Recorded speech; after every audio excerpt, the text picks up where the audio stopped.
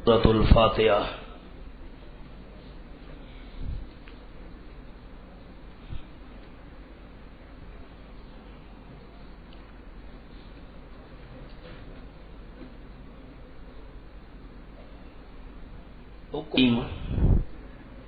سورۃ الفاتحہ، یہ جو آپ کے سامنے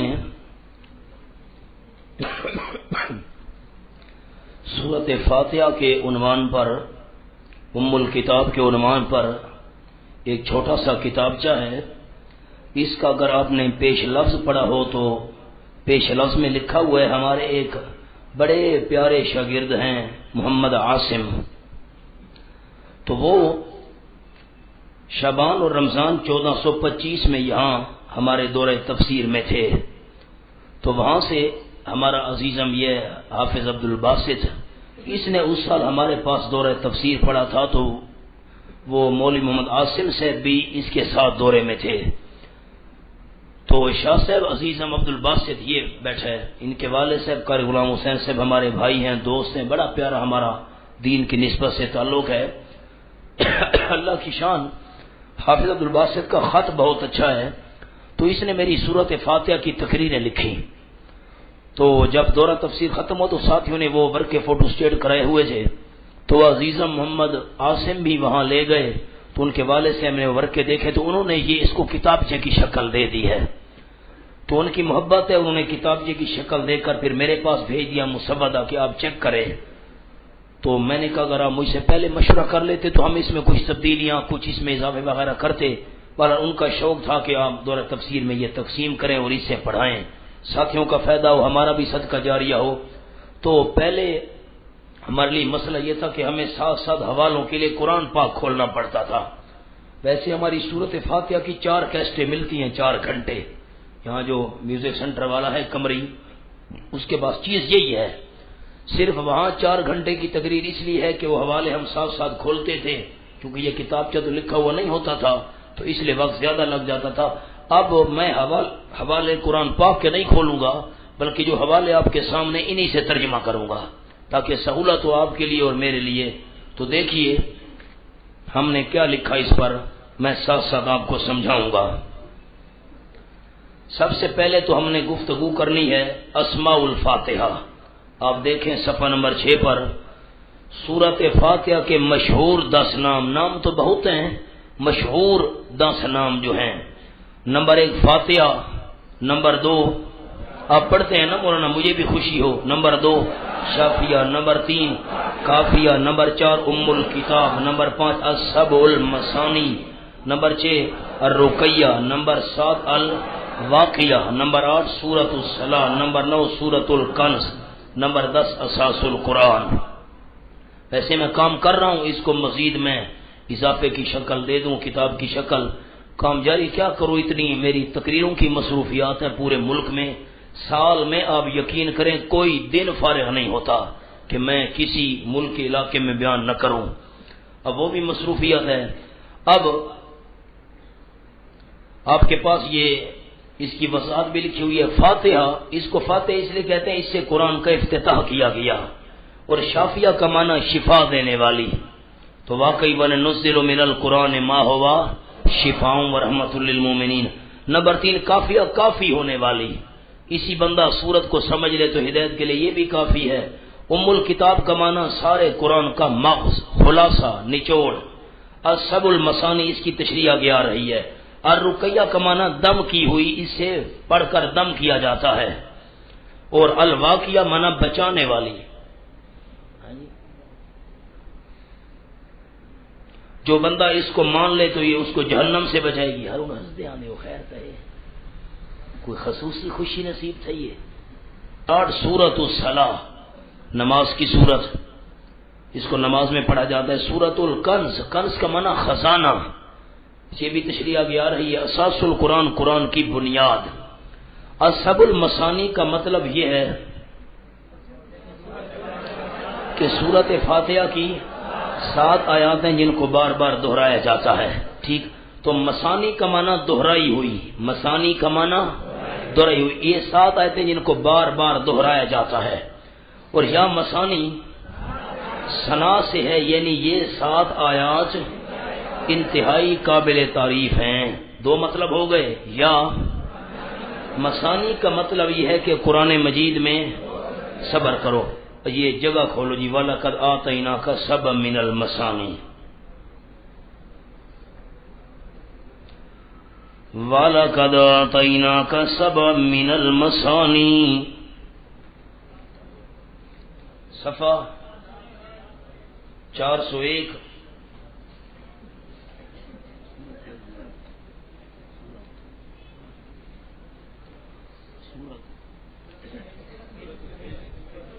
سورۃ الحجر. وَلَقَدْ آتَيْنَاكَ سَبْعًا مِنَ الْمَثَانِي وَالْقُرْآنَ الْعَظِيمَ. اور البتہ تحقیق دی ہم نے آپ صلی اللہ علیہ وسلم کو 7 آیتیں ہیں. من المثانی، شاہ صاحب نے کیا معنی کیا؟ وظیفے کی.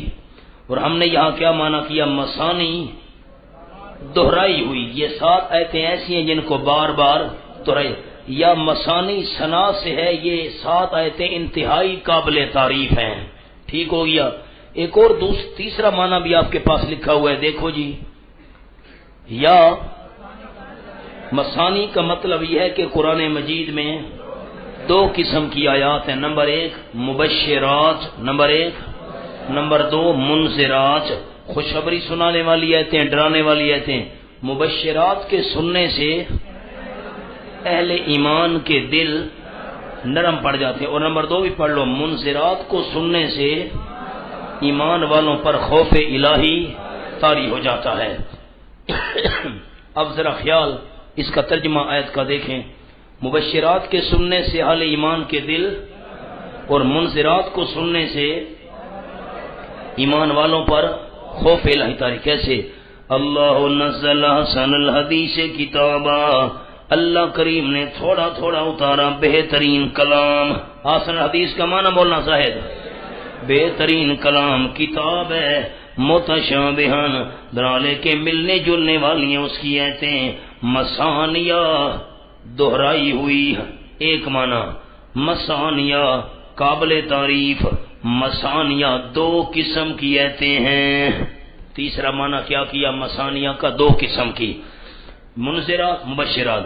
تقشعر منہ جلود الذین یخشون ربہم، ڈر جاتے ہیں، کانپ اٹھتے ہیں ان کی وجہ سے چمڑے ان لوگوں کے جو ڈرتے ہیں اپنے پروردگار سے. شاہ صاحب یہ منذرات کا اشارہ ہے. اس میں کس کا اشارہ ہے؟ تقشعر منہ جلود الذین یخشون ربہم میں کس کا اشارہ ہے؟ کہ جب منذرات کو سنتے ہیں تو ایمان والے ان کے چمڑے کانپ اٹھتے ہیں، یعنی ان کے جسم کانپ اٹھتے ہیں. ثم تلین جلودہم وقلوبہم الی ذکر اللہ، پھر نرم پڑ جاتے ہیں ان کے چمڑے اور ان کے دل اللہ کے ذکر کی طرف. اس میں اشارہ منذرات کا ہے. کس کا؟ اس میں اشارہ مبشرات کا. اس میں کس کا اشارہ ہے؟ پہلے حصے میں کس کا؟ تقشعر منہ جلود، اس میں اشارہ منذرات. اور آگے ثم تلین جلودہم وقلوبہم میں کس کا اشارہ ہے؟ مبشرات کا.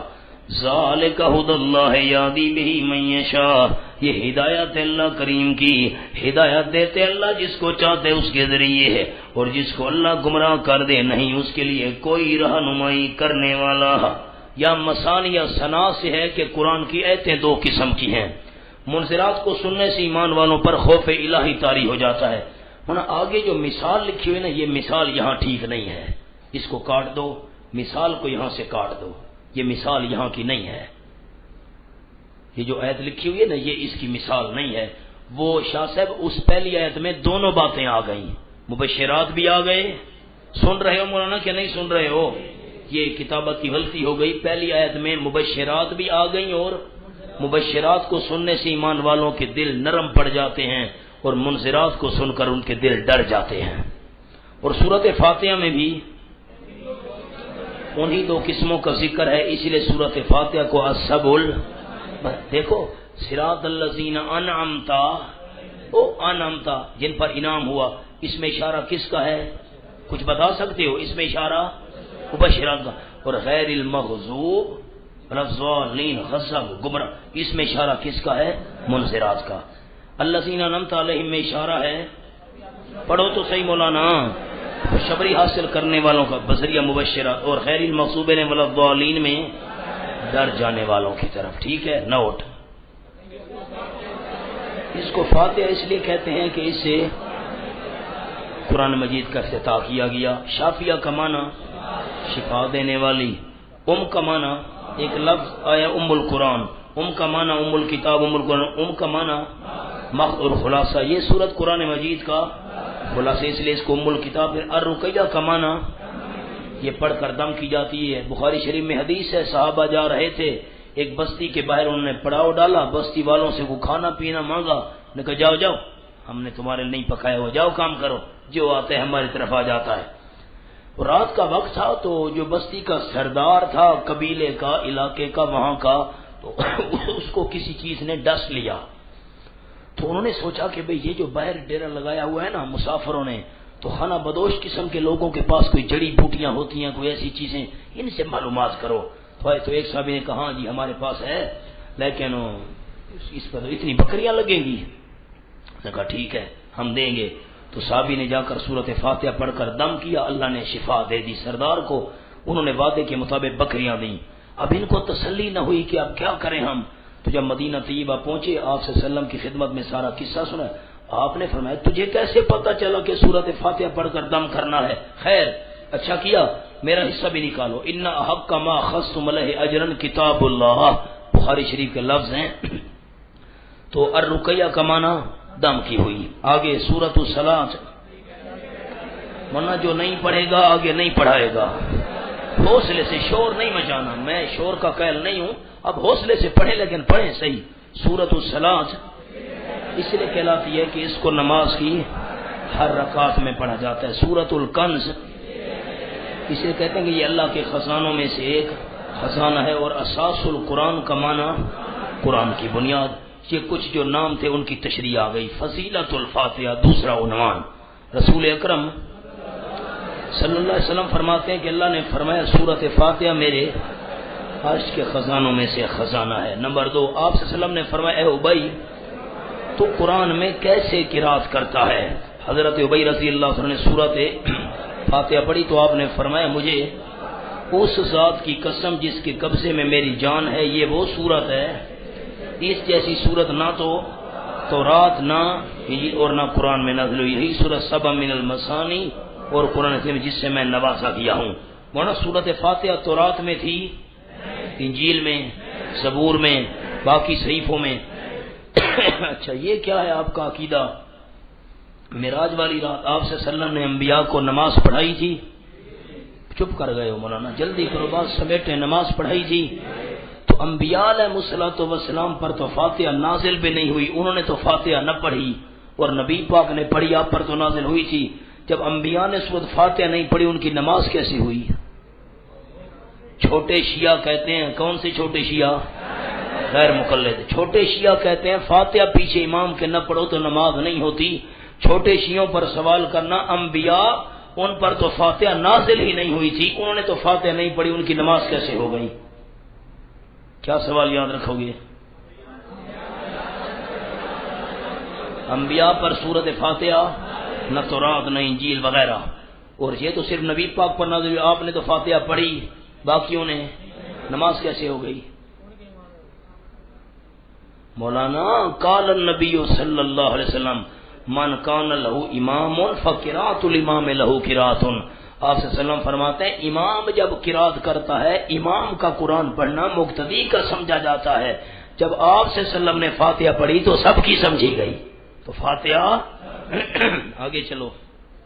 نمبر 3، امام بہقی رحمہ اللہ نے حضرت حسن سے نقل کیا ہے کہ اللہ نے 104 آسمانی کتابیں نازل فرمائیں، ان 104 کا خلاصہ 4 کتابیں میں، اور ان 4 کا خلاصہ سورۃ فاتحہ میں، تو بڑی بات ہے جی۔ نوٹ،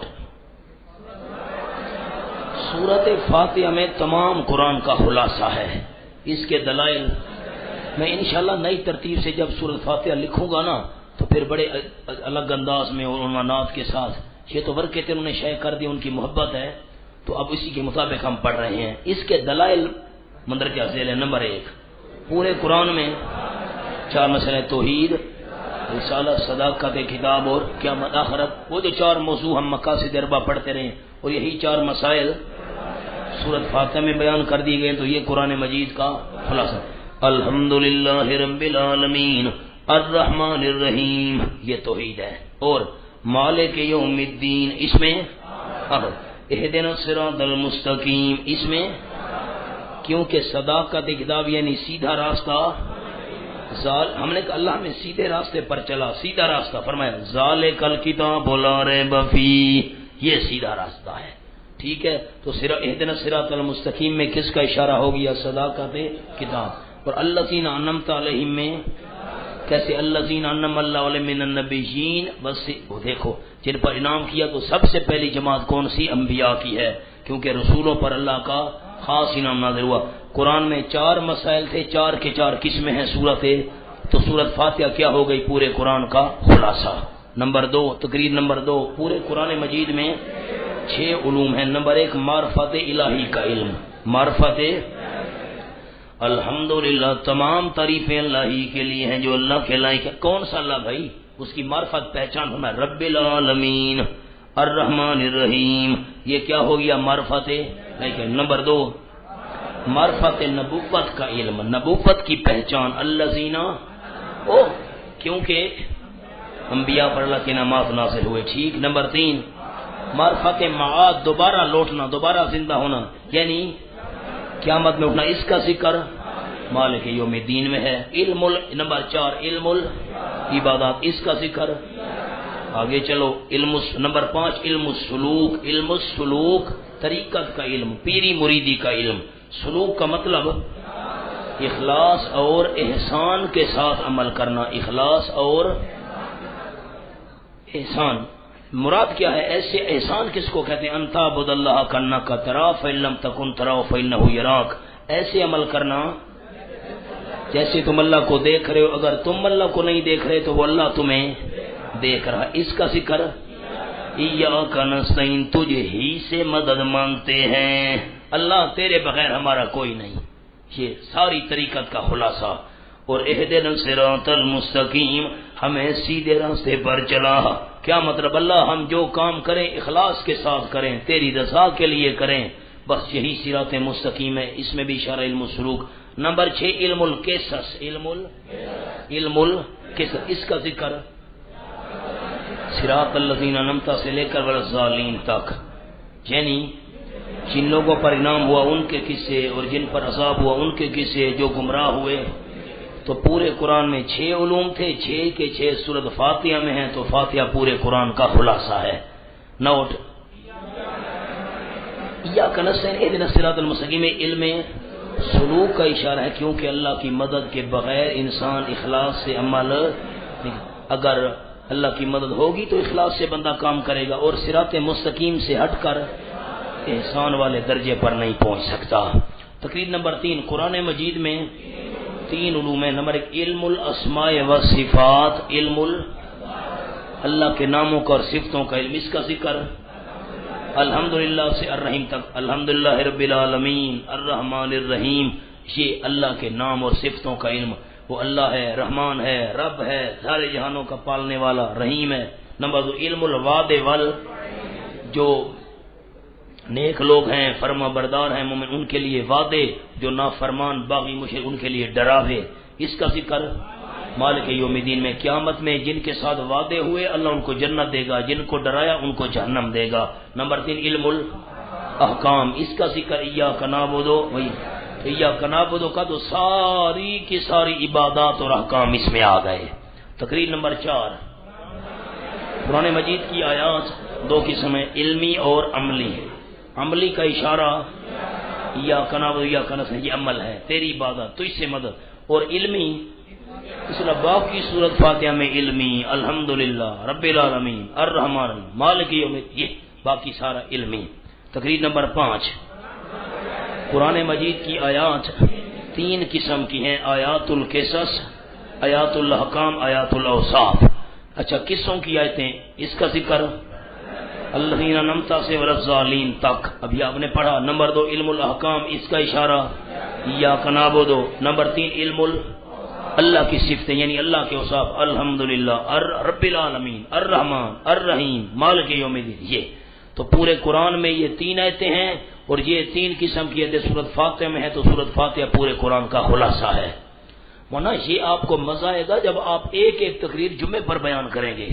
اب آپ دیکھیں یہ جو آیات القصص ہیں، آپ کہیں اس میں کوئی قصہ بیان کریں، آپ انبیاء کا قصہ جن پر غضب ہوا ان کا کوئی قصہ، پھر آیات حکام، نماز کا ذکر کرو، روزے کا ذکر کرو، حج کا ذکر کرو، وغیرہ وغیرہ. تو یہ ساری علم احکام کے اندر آ گئے. آیات اللہ کی صفتیں بیان کرو. سورۃ حشر کی آخری آیتیں بیان کرو. لہ الاسماء الحسنی، الملک، المؤمن، المہیمن. یہ ساری اللہ کی صفتیں ہیں اور یہی چیزیں سورۃ فاتحہ. یہ خلاصہ میں نے لکھوایا ہوا ہے. یہ سمندر کوزے میں بند کر دیا ہے. آگے دیکھو تقریر نمبر 6. یہ ہر جو تقریر ہے، ایک ایک تقریر یہ کئی خطبوں کا، کئی تقریروں کا عنوان ہے آپ کے لیے. کچھ انداز آپ نے سمجھا مولوی صاحب کہ نہیں سمجھا؟ کیوں بیان کرنا ہے؟ آگے جی تقریر نمبر 6. قرآن کی آیات 4 آیات الالہیات، جس میں اللہ کے الہ ہونے کا ذکر ہے، مشکل کشا حاجت روا ہونے کا. اس کا ذکر الحمد سے الرحمن الرحیم تک. آیات المعاد نمبر 2، مالک یوم الدین، اور دوبارہ لوٹنا، جزا سزا ہونا. نمبر 3 آیات النبوات، اس کی دلیل انعمت علیہم، وہ انبیاء اس میں آگے الذین انعم اللہ علیہم. نمبر 4 آیات القضاء والقدر من اللہ، اچھی بری تقدیر اللہ کی طرف سے ہے. اہدنا المستقیم میں اس کا اشارہ ہے، یعنی سیدھا راستہ وہ یہ ہے کہ تقدیر کو اللہ ہی کی طرف سے مانا جائے. تقدیر کا انکار صراط مستقیم نہیں. تقریر نمبر 7. قرآن مجید میں 4 علوم ہیں. نمبر 1 علم الاصول، علم الفروع، علم الاخلاق، علم القصص.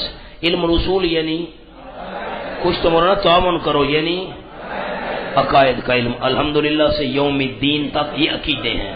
اللہ کو رب مانو، رحمان مانو، رحیم مانو، قیامت کا مالک، یہ عقیدے. اور علم الاخلاق ایاک نستعین، اللہ ہم تجھ ہی سے مدد مانگتے ہیں، ہم تجھ ہی سے. اور جو اللہ سے مدد مانگنے والا ہوگا وہ کسی کے آگے ہاتھ نہیں پھیلائے گا، کسی کے آگے عاجزیاں اور زاریاں اور ذلت کے ساتھ جھکے گا نہیں. اس میں اخلاق کا اشارہ ہو گیا. نمبر 3 علم الفروع، علم الفروع یعنی عبادات ایاک نعبد میں اشارہ. اور علم القصص انمتا مغضوب ظالین میں اس کا اشارہ. تقریر نمبر 8. قرآن پاک میں کتنی چیزیں ہیں؟ 4 چیزیں. احکام نظریہ، احکام عملیہ، اطلاع علی مراتب السعداء، جو نیک بخت لوگ ہیں ان کے مرتبے، ان پر اطلاع. اور منازل الاشقیاء، جو بدبخت لوگ ہیں ان کی منازل.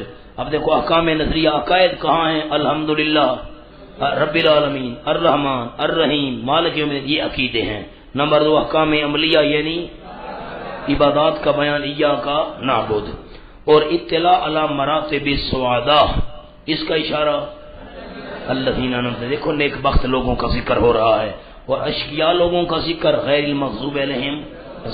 سارے کا سارا سورۃ فاتحہ میں یہ 4 آیتیں تھیں.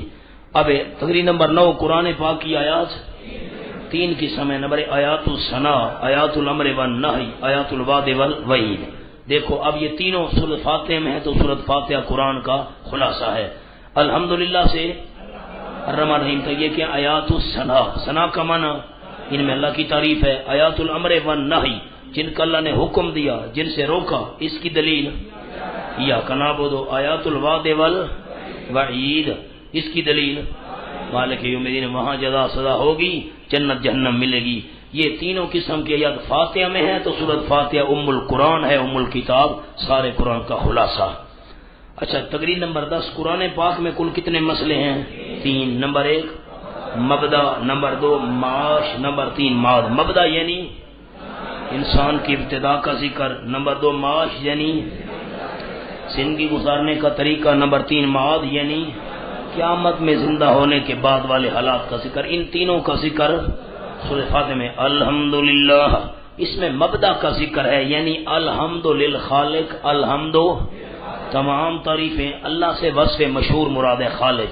تمام تعریفیں پیدا کرنے والے کے لیے ہیں. اور الرحمن الرحیم میں معاش کا ذکر، یعنی انسان زندگی گزارنے کے لیے اللہ کا محتاج، اللہ تیری رحمت کے بغیر کچھ نہیں ہو سکتا۔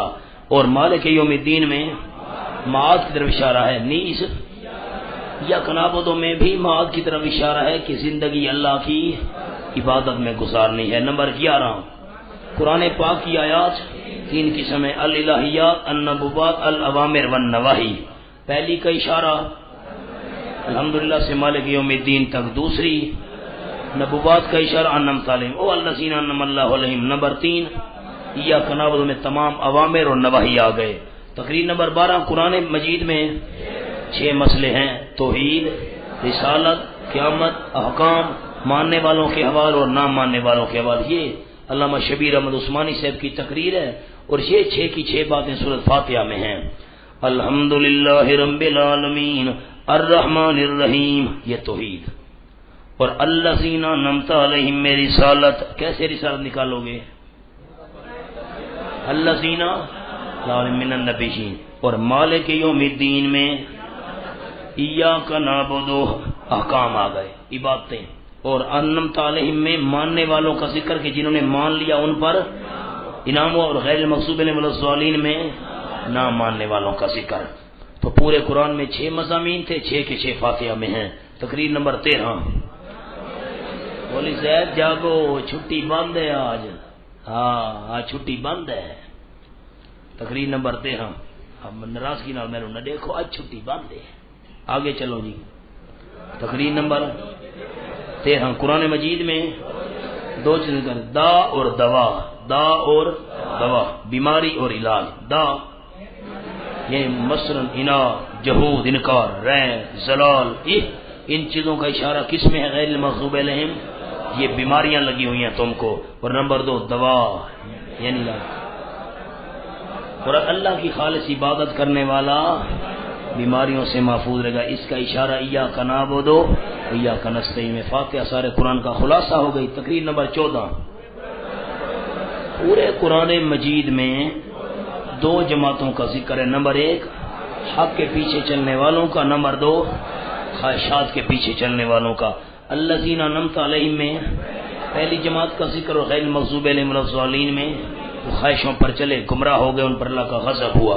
تقریر نمبر 15 کو چھوڑ دو، 16 پر آ جاؤ، 15 کو آخر میں حل کریں گے۔ تقریر نمبر 16 سورۃ فاتحہ کی ہر آیت میں سبحان اللہ رسالت کا ذکر ہے، ہر جملے میں۔ وہ کیسے؟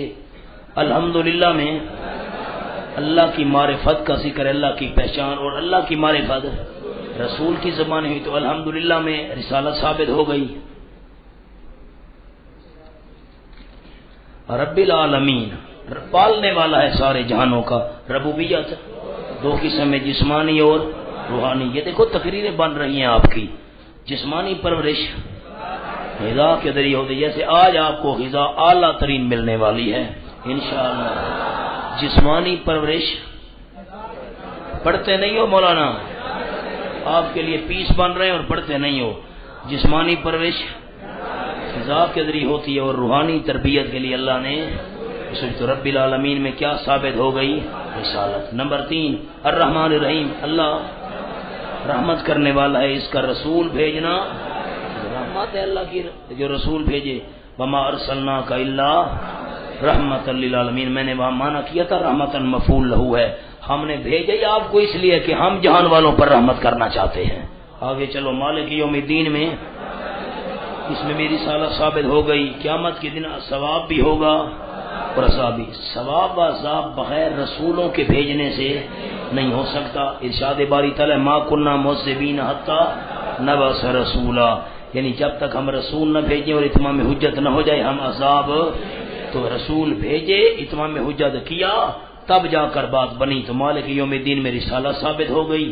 آگے جی، ایاک نعبد و ایاک نستعین میں رسالت ہے۔ کیسے؟ عبادت و استعانت کا طریقہ کس نے بتایا؟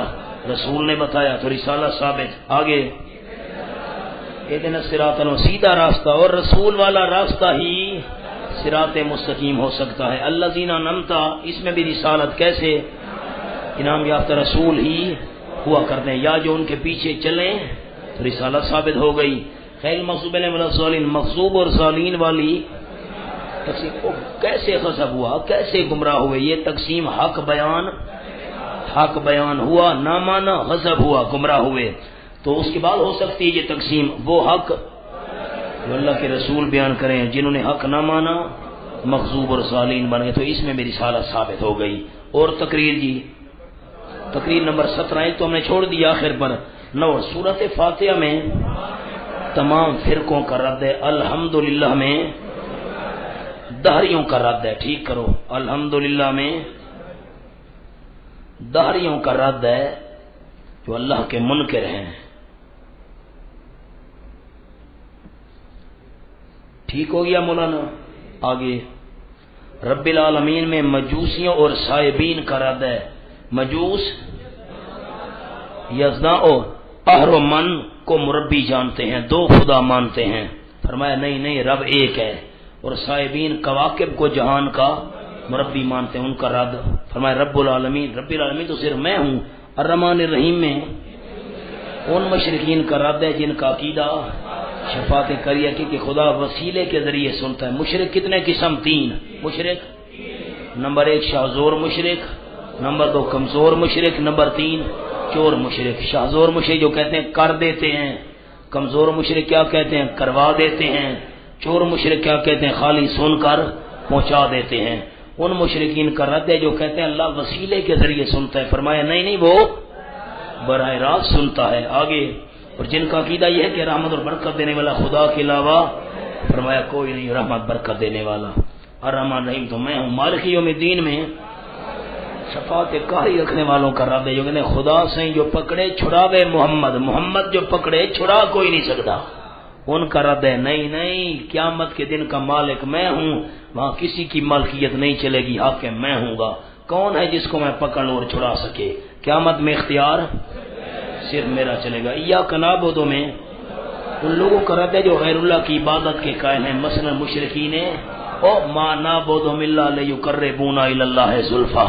آگے جی ایاک نستعین میں ان لوگوں کا رد ہے جو خدا کے سوا غیروں سے مدد مانگتے ہیں، مثلا کہتے ہیں شیعہ کون ہو گئے؟ بڑے شیعہ کون ہو گئے؟ چھوٹے شیعہ غیر مقلد۔ اہدنا الصراط المستقیم میں ان بدعتی لوگوں کا رد ہے جو شیطانی راہ پر چلتے ہیں اور خواہشات کی اتباع کرتے ہیں۔ دلیل یا ابت لا تعبد الشیطان ان الشیطان کان للرحمن عصیا۔ حضرت ابراہیم علیہ السلام نے فرمایا اے میرے پیارے ابا شیطان کی بات نہ مان، لا تعبد لا تطع، شیطان کی بات نہ مان، یقیناً شیطان رحمان کا نافرمان ہے۔ دوسری دلیل فَبِمَا أَغْوَيْتَنِي لَأَقْعُدَنَّ لَهُمْ صِرَاطَكَ الْمُسْتَقِيمَ، شیطان نے کہا تھا اللہ تو نے مجھے عیش سے محروم کیا ہے۔ اغوا کا کیا معنی؟ عیش سے محروم کرنے کی وجہ سے جو تو نے مجھے عیش سے محروم کیا ہے نا، میں بھی تیرے سیدھے راستے پر بیٹھوں گا۔ دیکھو جو شیطان کے راستے پر چلتے ہیں ان لوگوں کا رد ہے صراط مستقیم شیطان کا راستہ نہیں ہے، رحمان کا راستہ ہے۔ اور الذین انعمت علیہم میں ان کفار کا رد ہے جو مومنین کے لیے انعامات کے کہتے تھے لن یؤتیہم اللہ خیرا۔ یہ حضرت ہود نوح علیہ السلام کے قصے میں آیا ہے جملہ، وہ بڑے بڑے سردار بے ایمان کہتے تھے غریبوں کے بارے میں لن یؤتیہم اللہ خیرا، اللہ ہرگز ان کو خیر نہیں دے گا۔ کیوں نہیں دے گا؟ ظالم انعمت علیہم، میں تو اللہ انعام کرتا ہوں ان پر۔ اور غیر مغضوب علیہم میں یہود کا رد ہے جو اپنے آپ کو رحمت کا مستحق سمجھتے تھے، فرمایا یہ مغضوب ہیں، فرمایا ٹھیک تو کرو سمی دے دے نو پہ، یہ مغضوب ہیں یہ۔ اور ولضالین میں نصارہ کا رد ہے، لکھو اور ولضالین میں نصارہ کا رد ہے جو گمراہ ہو گئے۔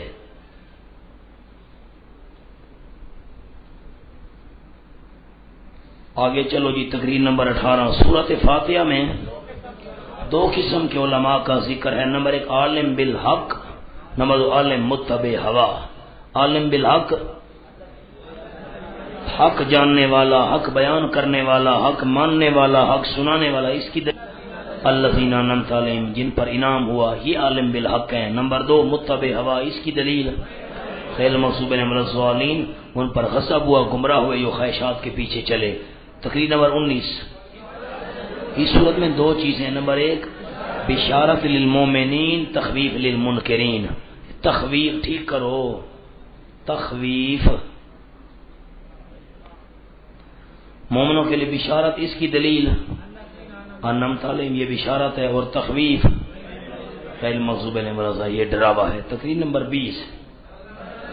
حضرت عبداللہ ابن عباس رضی اللہ تعالیٰ عنہما فرماتے ہیں لکل شیء لباب واللباب القرآن حوامیم، ہر ایک چیز کا ایک مغز ہوتا ہے، مغز خلاصہ، اور قرآن پاک کا خلاصہ حوامیم ہے، یعنی ہر ایک چیز کا پڑھو، یہ خلاصہ ہوتا ہے قرآن مجید کا خلاصہ حوامیم، اور حوامیم کا خلاصہ کیا ہے؟ فد اللہ، اور سورہ حامیم المومن میں پڑھا تھا، اس پر پھر 6 اگلی صورتوں میں شبہات تھے، ان کے جوابات، اور سورہ زمر جو حوامیم کا مبدا ہے، افتتاح ہے، بنیاد ہے، ابتدا ہے، جو بھی کہہ لو، تو اس کا خلاصہ کیا ہے؟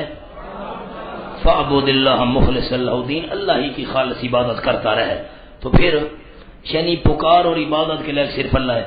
سورۃ فاتحہ میں حوامیم اور سورہ زمر کا خلاصہ آ گیا، ایاک نعبد میں سورہ زمر کا اشارہ، ایاک نعبد میں، اور ایاک نستعین میں حوامیم کا۔ مولانا بولو تو صحیح، ایاک نعبد میں سورۃ زمر کا خلاصہ آ گیا، اور ایاک نستعین میں حوامیم میں سبا کا خلاصہ آ گیا، اور سورۃ فاتحہ کا خلاصہ میں تب دیکھنا مولانا، پورے قرآن کا خلاصہ سورۃ زمر اور حوامیم میں، عبادت کے لائق صرف اللہ، اور پھر عبادت کا مغز پکار کے لائق صرف اللہ، اور یہ بات کہاں ہے؟ ایاک نعبد و ایاک نستعین فاتحہ میں، ٹھیک ہے؟ خلاصہ کیا نکلا؟ پکار کے لائق صرف اللہ۔ آگے سورۃ فاتحہ کا خلاصہ بسم اللہ الرحمن الرحیم میں ہے، پڑھو، لفظ اللہ میں اشارہ ہے پہلے حصے کی طرف، یعنی خالق صرف، میں سمجھاتا ہوں، خالق صرف اللہ ہی ہے، اور الرحمن الرحیم میں کیونکہ اللہ سے مراد ہے وصف مشہور خالق، الحمد للخالق، اور الرحمن الرحیم میں اشارہ ہے کہ رحمت و برکت کرنے والا صرف اللہ۔ تیسرا حصہ خود بخود سمجھ آ گیا کہ جب خالق اور برکت اور رحمت کرنے والا صرف اللہ ہی ہے تو پالنے والا یعنی رب بھی صرف، ضروریات پوری کرنے والا بھی صرف اللہ ہی ہے۔ چوتھا حصہ بھی سمجھ آ گیا کہ جب خالق، مربی، برکت دینے والا اللہ ہی ہے تو قیامت میں بھی مالک و مختار اللہ ہی ہوگا۔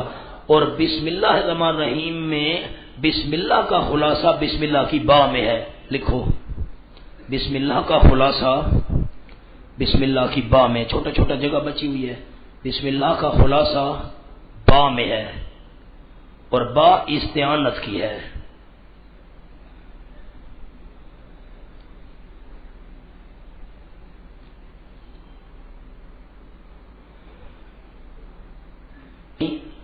مدد صرف اسی ہی سے مانگو۔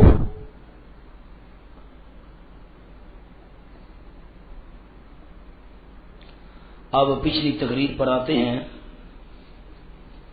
تقریر نمبر 15۔ شیخ المشائخ رئیس المفسرین حضرت مولانا حسین علی رحمہ اللہ فرماتے ہیں، یہ الوانی جو ہے نا، مجھ سے کیسے یہ الوانی کیا ہے؟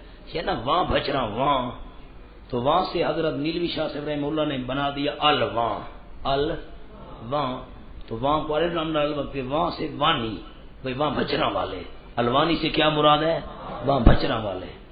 فرماتے ہیں کہ بڑی احتیاط سے پڑھو، میں نے اس پر اشکال پیش کرنا ہے، قرآن مجید کے، اور ہر حصہ کھولو جی، قرآن کھولو جی،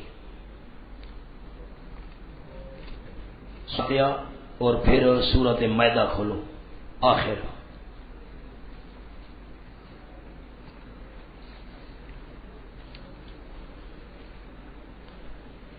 للہ ملک السماوات والارض وما فیہن وہو علی کل شیء قدیر۔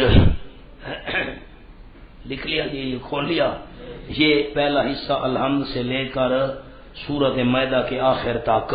اب پڑھو جی، ابھی اس پہلے حصے میں اگلا صفحے پر پڑھو نا بیٹا، اگلے صفحے پر پڑھو، پہلے حصے میں خالقیت کا بیان ہے۔ تو الحمد سے لے کر یہ سورۃ مائدہ کے آخر تک سارے حصے کا خلاصہ کیا ہے کہ خالق صرف اللہ، ہر کسی کو پیدا کرنے والا صرف اللہ۔ دوسرا حصہ وہاں دیکھ لو، سورۃ الانعام سے لے کر سورۃ بنی اسرائیل، کھولو جی، آپ کھولیں گے مجھے خوشی ہوگی، میں آپ کے لیے دعا کروں گا۔ سورۃ بنی اسرائیل کا آخر صفحہ 10 لو جی، 438۔ تو یہ دیکھو کبیر ہو تکبیرہ، اور آگے نیا حصہ پھر الحمد سے شروع ہو رہا ہے۔ تو دوسرے حصے کا خلاصہ سورۃ انعام سے بنی اسرائیل کے آخر تک، دوسرے حصے میں اگلا صفحہ ربوبیت کا بیان ہے۔ الحمدللہ الذی خلق السماوات والارض وجعل الظلمات والنور ثم الذین کفروا بربہم یعدلون۔ دیکھو ربوبیت کا بیان کہ سارے کائنات کو کمال تک پہنچانے والا، تربیت کرنے والا، ضرورتیں پوری کرنے والا اللہ۔ پہلے حصے کا خلاصہ خالق اللہ، پہلے حصے کا، دوسرے حصے کا کہ تمام ضروریات پوری کرنے والا اللہ۔ تیسرا حصہ سورۃ الکاف سے چلو اور سورۃ احزاب کے آخر تک، یہ 624۔ دیکھو یہ تیسرا حصہ بھی الحمد سے شروع ہو رہا ہے، یہ کان اللہ غفور الرحیم تک، اس کا خلاصہ پڑھو جی۔ تیسرے حصے میں اللہ کے برکات دہندہ، متصرف اور تخت بادشاہی پر خود متمکن ہونے کے معنی، برکتیں دینے والا وہ خود ہے، اس میں ہے نا تبارک الذی نزل الفرقان، اسی میں ہے، اور متصرف سارے اختیارات کا مالک، تخت بادشاہی پر خود متمکن ہے، اس نے اپنے اختیارات کسی کے حوالے نہیں کیے۔ خلاصہ پہلے حصے میں خالق صرف اللہ، دوسرے حصے میں ضروریات پوری کرنے والا صرف اللہ، اور تیسرے حصے پر تخت بادشاہی پر خود متمکن اللہ، اس نے اختیارات کسی کے حوالے نہیں کیے۔ چوتھا حصہ جی سورۃ سبا سے لے کر والناس تک۔ چوتھے حصے میں کیا ہے جی؟ چوتھے حصے میں بروز قیامت خود مختار کل ہونے کا بیان ہے، قیامت میں بھی اختیارات میرے پاس ہوں گے، دیکھنا میری طرف مہربانی کرو، مول صاحب کو مہربانی کریں۔ پہلے حصے کا خلاصہ پیدا کرنے والا صرف اللہ، ہارون میرے دیکھ، پہلے حصے کا خلاصہ پیدا کرنے والا صرف اللہ، دوسرے حصے کا خلاصہ کہ تمام ضروریات پوری کرنے والا صرف اللہ، تیسرے حصے کا خلاصہ اس نے اپنے اختیارات کسی کے حوالے نہیں کیے، اور چوتھے حصے کا خلاصہ قیامت میں بھی اختیارات کا مالک صرف اللہ۔ سادہ سی بات، پہلے حصے میں خالق صرف، بولو تو خالق صرف، دوسرے حصے میں ضروریات پوری کرنے والا صرف، تیسرے حصے میں اس نے اپنے اختیارات کسی کے حوالے نہیں کیے، چوتھے حصے میں قیامت کے دن بھی اختیارات اسی کے پاس ہوں گے، اس وقت بھی کسی کے پاس اختیارات نہیں ہوں گے۔ اب ایک اشکال دیکھو سورۃ سبا ہونا، ہم نے کیوں سبا بند کر دیا؟ کمال کرتے ہو، سورۃ سبا کو دیکھو، سبا بتاؤ جی 625۔ دیکھو الحمدللہ چوتھا حصہ الحمد سے شروع ہو رہا ہے، لیکن ایک اشکال ہے، سورۃ سبا سے اگلی سورت دیکھو سورۃ فاطر، یہ بھی الحمدللہ سے شروع ہو رہی ہے، چوتھے حصے میں گویا کہ دو سورتیں الحمد سے شروع ہو رہی ہیں الحمدللہ سے، چوتھے حصے میں۔ اب پھر اس کا اشکال کیسے حل کریں گے؟ دیکھو آپ کیا لکھا ہوا ہے، اگر کوئی سوال کرے کہ چوتھے حصے میں سورۃ فاطر بھی الحمدللہ سے شروع ہوتی ہے، تو اس کا جواب یہ ہے کہ چوتھے حصے میں دو عنوان بیان کیے گئے ہیں، چوتھے حصے میں مختار کل بروز قیامت، یہ بروز قیامت لکھو، بروز قیامت مختار کل صرف اللہ، قیامت میں اختیارات اسی کے پاس ہوں گے۔ اور دوسرا مسئلہ کیا بیان کیا گیا؟ پکار کے لائق، عمیر پڑھتا صحیح، دوسرے سے میں پکار کے لائق، تو یہ ایک ہی عنوان بن گیا کہ جب مختار کل بروز قیامت صرف اللہ ہے اور مختار کل اللہ کے سوا کوئی نہیں، تو پکار کے لائق بھی اللہ کے سوا کوئی، تو پکار کے لائق بھی اللہ کے سوا کوئی نہیں۔ مونا اب دوسرے حصے میں جو دو صورتیں الحمدللہ سے شروع ہو رہی تھی، تو ہم نے کیا جواب دیا؟ جب قیامت میں اختیارات رکھنے والا صرف اللہ، دنیا میں بھی اور قیامت میں بھی اختیارات رکھنے والا صرف اللہ، تو پکار کے لائق بھی، جن کو تم پکار رہے ہو ان تدعوہم لا یسمعوا دعاکم، سورۃ فاطر میں تھا، حضرت مولانا حسین علی رحمہ اللہ فرماتے ہیں کہ ان 4 عنوانات کا ذکر سورۃ فاتحہ میں ہے، سورۃ فاتحہ میں ہے۔ الحمدللہ میں پڑھو تو میں اشکال پیش کروں، الحمدللہ میں خالقیت کا اشارہ ہے، کیونکہ اللہ سے وصف مشہور خالق مراد ہے، الحمد للخالق، الحمد للخالق۔ نمبر 2 رب العالمین ربوبیت کی طرف اشارہ ہے، پالنے والا، ضروریات پوری کرنے والا صرف اللہ۔ دوسرا حصہ آ گیا الرحمن الرحیم میں تیسرے عنوان کی طرف اشارہ ہے کہ برکات دہندہ، متصرف، رحمتیں کرنے والا وہ اللہ آپ ہے، اس نے یہ اختیارات کسی کے حوالے نہیں کیے۔ اور مالک یوم الدین میں چوتھے عنوان کی طرف اشارہ ہے کہ قیامت کے دن مالک و مختار صرف وہی اللہ ہوگا، اور کوئی اس سے زبردستی بات نہیں منوا سکے گا، اور شفاعت بھی اسی کے حکم سے ہوگی۔ اب اس تقریر پر ایک اشکال ہے، توجہ کرو تو آفتاب، توجہ کرو بیٹا تو میں بات اشکال سمجھاؤں۔ شاہ صاحب اشکال یہ ہے، حضرت صاحب فرماتے ہیں کہ قرآن پاک کے 4 حصے ہیں، ہر حصہ الحمدللہ سے شروع ہوتا ہے، اور حصے بنا کر پھر فرماتے ہیں کہ یہی 4 حصے سورۃ فاتحہ میں ہیں۔ کیا عرض کیا؟ یہی 4 حصے، دیکھو نا مولانا، قرآن پاک کے 4 حصے دیکھ رہے ہو، باقی جانتا بیٹھے ہیں کہ ندر ہی بیٹھی گی؟ یہ 4 حصے ہیں، ہر حصہ الحمدللہ سے شروع ہو رہا ہے۔ دیکھنا خاص بات قیمتی، ہر حصہ الحمدللہ سے شروع ہو رہا ہے۔ میرے طرح دیکھو، برانا شریف، برانا نہیں، تلے نہیں لکھا بھیا، نیچے کوئی نہ دیکھے، مہربانی کرو۔ ہر حصہ الحمدللہ سے شروع ہوتا ہے۔ اب جب یہ 4 حصے اشکال، یہ 4 حصے تم نے سورۃ فاتحہ میں فٹ کرنے تھے تو سورۃ فاتحہ کو الگ ہونا چاہیے تھا۔ کیا کہا؟ سورۃ فاتحہ کو، بھئی یہ 4 حصے ہیں اور چاروں کے چاروں فاتحہ میں، تو فاتحہ کو تو شاہ صاحب الگ ہونا چاہیے تھا۔ ایک تو تم کہتے ہو کہ چاروں حصے فاتحہ میں، اور فاتحہ کو پہلے حصے میں شامل کر دیا کہ الحمدللہ سے شروع ہوتا ہے۔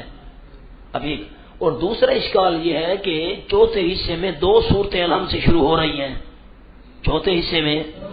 اس اشکال سے بچنے کا ایک انداز یہ ہے، قرآن کھولو، اب آپ نے ہاتھ رکھنے ہیں ذرا، اشکال 2 سمجھ آ گئے میرے کہ نہیں آئے؟ کہ چاروں حصے اگر فاتحہ میں فٹ کرنے تھے تو فاتحہ کو حصہ نہیں ہونا چاہیے، اس کو الگ ہونا چاہیے تھا۔ اور دوسرا کیا ہے کہ دوسرے حصے میں 2 سورت، منہ ہاتھ رکھو موری سے، منہ بندے منہ کھولی بیٹھے ہوئے دیکھو۔ اس اشکال سے بچنے کے لیے شاہ سے میں اور انداز عرض کرتا ہوں، سورۃ بقرہ کھولو، منسمی سورۃ بقرہ کھولو، اور سورۃ الانعام کا آخر صفحہ بتاؤ مفتی صاحب، سورۃ الانعام کا آخر، ان ربک سریع العقاب وانہ لغفور رحیم۔ یہ دیکھو میں نے یوں ہاتھ رکھا ہوا ہے، یہ دیکھو، یہ قرآن کیسے ورق کر کے دونوں ہاتھ رکھو، مہربانی کرو۔ اب مولانا سورۃ فاتحہ کو میں نے الگ کر دیا، دیکھ رہے ہو، پہلا حصہ میں شروع کر رہا ہوں الف لام میم سے لے کر انہ لغفور رحیم تک۔ کیا پہلا حصہ کہاں سے شروع ہو رہا ہے؟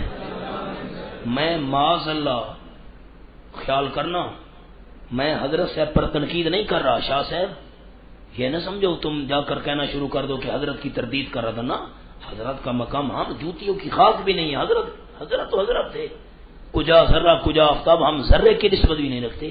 ایک انداز عرض کر رہا ہوں اس اشکال سے بچنے کے لیے کہ پہلا حصہ الف لام میم سے سورۃ انعام کے آخر تک ہے، پہلا حصہ الف لام میم سے، اس حصے کی آخری سورت الحمدللہ سے شروع ہوتی ہے، اس حصے کی الحمدللہ سورۃ فاتحہ پر بات ہی نہیں کرنی ہم نے، پہلے حصے کی، اب دہرائیں تو پہلے حصے کی، اس میں مسئلہ ہے ربوبیت، اس حصے میں مسئلہ کیا ہے؟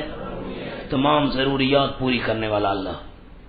دوسرا حصہ شروع کرو سورۃ الاعراف سے، چلو چلو چلو سورۃ کہف کے آخر تک، سورۃ الکہف کے آخر تک، یہ آ جاؤ جی، ولا یشرک بعبادت ربہ، جیسے ایسے ورق بناؤ، مہربانی کرو ہاتھ ایسے رکھو مجھے تسلی ہو۔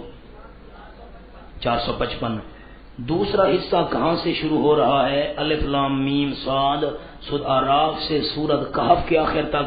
اس دوسرے حصے کی آخری سورت بھی الحمدللہ سے شروع ہوتی ہے۔ پہلے حصے کی آخری سورت بھی الحمدللہ سے، اور دوسرے حصے کی آخری سورت بھی۔ مولانا سمجھ آ رہی ہے کہ نہیں آ رہی ہے؟ تو پہلے حصے کا خلاصہ رب العالمین، رب صرف اللہ، اور دوسرے حصے کا خلاصہ ذہن حاضر، دوسرے حصے کا خلاصہ اس نے اپنے اختیارات کسی کے حوالے نہیں کیے۔ دوسرے حصے کا خلاصہ رحمان خود ہے، رحیم خود ہے، متصرف خود ہے، برکات دہندہ خود ہے، اس نے اپنے اختیارات۔ پہلے حصے کی آخری سورت الحمدللہ سے، دوسرے حصے کی آخری سورت، پہلے حصے کا خلاصہ ضروریات پوری کرنے والا اللہ، دوسرے حصے کا خلاصہ کہ تخت بادشاہی پر خود متمکن اللہ، تیسرا حصہ سورت مریم سے چلو سورت سبا کے آخر تک 635 تو تیسرے حصے کی آخری سورت بھی، کچھ بولو تو تسلی ہو، تیسرے حصے کی آخری سورت بھی گویا کہ پہلے 3 حصوں میں آخری صورتیں کس سے شروع؟ رحمت اللہ اٹھا نہ دیکھ، نہیں لکھا پیا، تیسرے حصے کی آخری صورت بھی الحمدللہ سے شروع۔ یہ انداز سمجھ آ رہا ہے؟ پہلے حصے کی آخری صورت، دوسرے حصے کی آخری صورت، تیسرے حصے کی آخری صورت کس سے شروع ہو رہی ہیں؟ الحمدللہ سے۔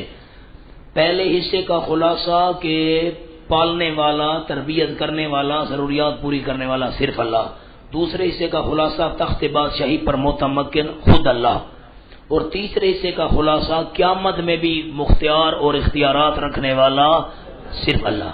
ٹھیک ہے، اب ذرا سمجھنا۔ اور چوتھا حصہ سورت فاطر سے شروع ہو رہا ہے۔ اس حصے کی پہلی سورت الحمدللہ سے شروع ہو رہی ہے، اس حصے کی پہلے 3 حصوں کی آخری صورتیں الحمدللہ سے، اور اس چوتھے حصے کی پہلی صورت۔ اس چوتھے حصے کا خلاصہ ہے پکار کے لائق صرف اللہ۔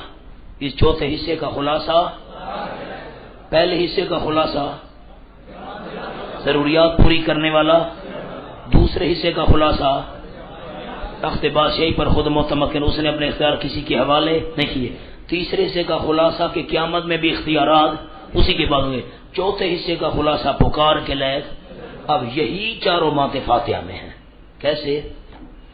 رب العالمین میں پہلے حصے کا اشارہ، رب العالمین میں کچھ غور کر رہے ہو کہ نہیں کر رہے ہو مولانا؟ پہلے حصے کا اشارہ کس میں ہے؟ رب العالمین میں۔ رب خود اللہ ہے، صرف وہ خود پال رہا ہے، تربیت کر رہا ہے، ضروریات پوری کر رہا ہے۔ الرحمن الرحیم میں دوسرے حصے کا اشارہ، اس نے اپنے اختیارات کسی کے حوالے نہیں کیے، خود براہ راست رحمت کر رہا ہے۔ اور مالک یوم الدین میں تیسرے حصے کا اشارہ، قیامت میں بھی اختیارات کا مالک وہی ہوگا۔ اور ایاک نعبد و ایاک نستعین میں چوتھے حصے کا اشارہ کہ پکار کے لائق بھی صرف کون ہے؟ اب دیکھو پورے قرآن میں 4 مضامین تھے، 4 کے 4 فاتحہ میں ہیں، تو فاتحہ قرآن کا خلاصہ ہے۔ اب جب ہم نے یہ تقریر کی تو الحمد سورۃ فاتحہ بھی الگ ہو گئی، سورۃ فاتحہ بھی الگ ہو گئی، اور آخری حصے میں 2 صورتیں بھی ہمیں نہیں ماننی پڑی الحمدللہ سے۔ بات کچھ سمجھ آ گئی؟ آگے چلو۔ اب سورۃ فاتحہ کے خصوصی پوائنٹس دیکھو جی۔ نقطہ نمبر 1، 3 جماعتوں کا ذکر، محتدین جن پر پڑھو مولانا۔ نمبر 2 مغصوب، نمبر 3 ضالین، معاندین، ضدی اور جاہلین پر غضب ہوا اور وہ گمراہ۔ نقطہ نمبر 2 الصراط معرف باللام، ذکر الف لام ڈالا اس پر، یعنی وہ خاص راستہ جو اللہ والا ہے۔ الصراط میں معرف باللام الف لام ڈال کر کہنے سے کیا اشارہ ہو گیا؟ گمراہوں اور بدعتیوں کے راستے کی نفی ہو گئی۔ اور نقطہ اعمال صالحہ یعنی حمد باری تعالیٰ، اس کی تعریف اور عبادت کے ذریعے خدا تک پہنچنے کا ذریعہ، اللہ کے تک پہنچنا ہے، اس کی تعریف کرو، اس کی عبادت کرو، اس سے وسائل شرکیہ کی نفی ہو گئی۔ اور نقطہ تعریف کا ذکر، الحمدللہ رب العالمین الرحمن الرحیم مالک یوم الدین ایاک نعبد و ایاک، اس کے بعد سوال اہدنا الصراط المستقیم، جیسا کہ سوال کا ذکر بعد میں کیا گیا، جیسا کہ مانگنے پہ تعریف کرتے ہیں، جی آپ بڑے سخی ہیں، آپ بڑے بید، اللہ نے آپ کو بڑی دولت دی ہے، آپ بہت خدمتیں کرتے ہیں غریب کی، اس کے بعد سوال ہوتا ہے، یہاں بھی ایسے انداز ہے۔ اور نقطہ توحید کی دو قسمیں، علمی اور قصدی ارادہ، اور صفات کمال کا اس بات خدا کے لیے کیا گیا، اور عجز سوال اور تضرع سے اللہ کی، اللہ عیسی سے پاک، زوال سے پاک، کسی کے آگے جھکنے سے گڑ گڑانے سے اللہ پاک۔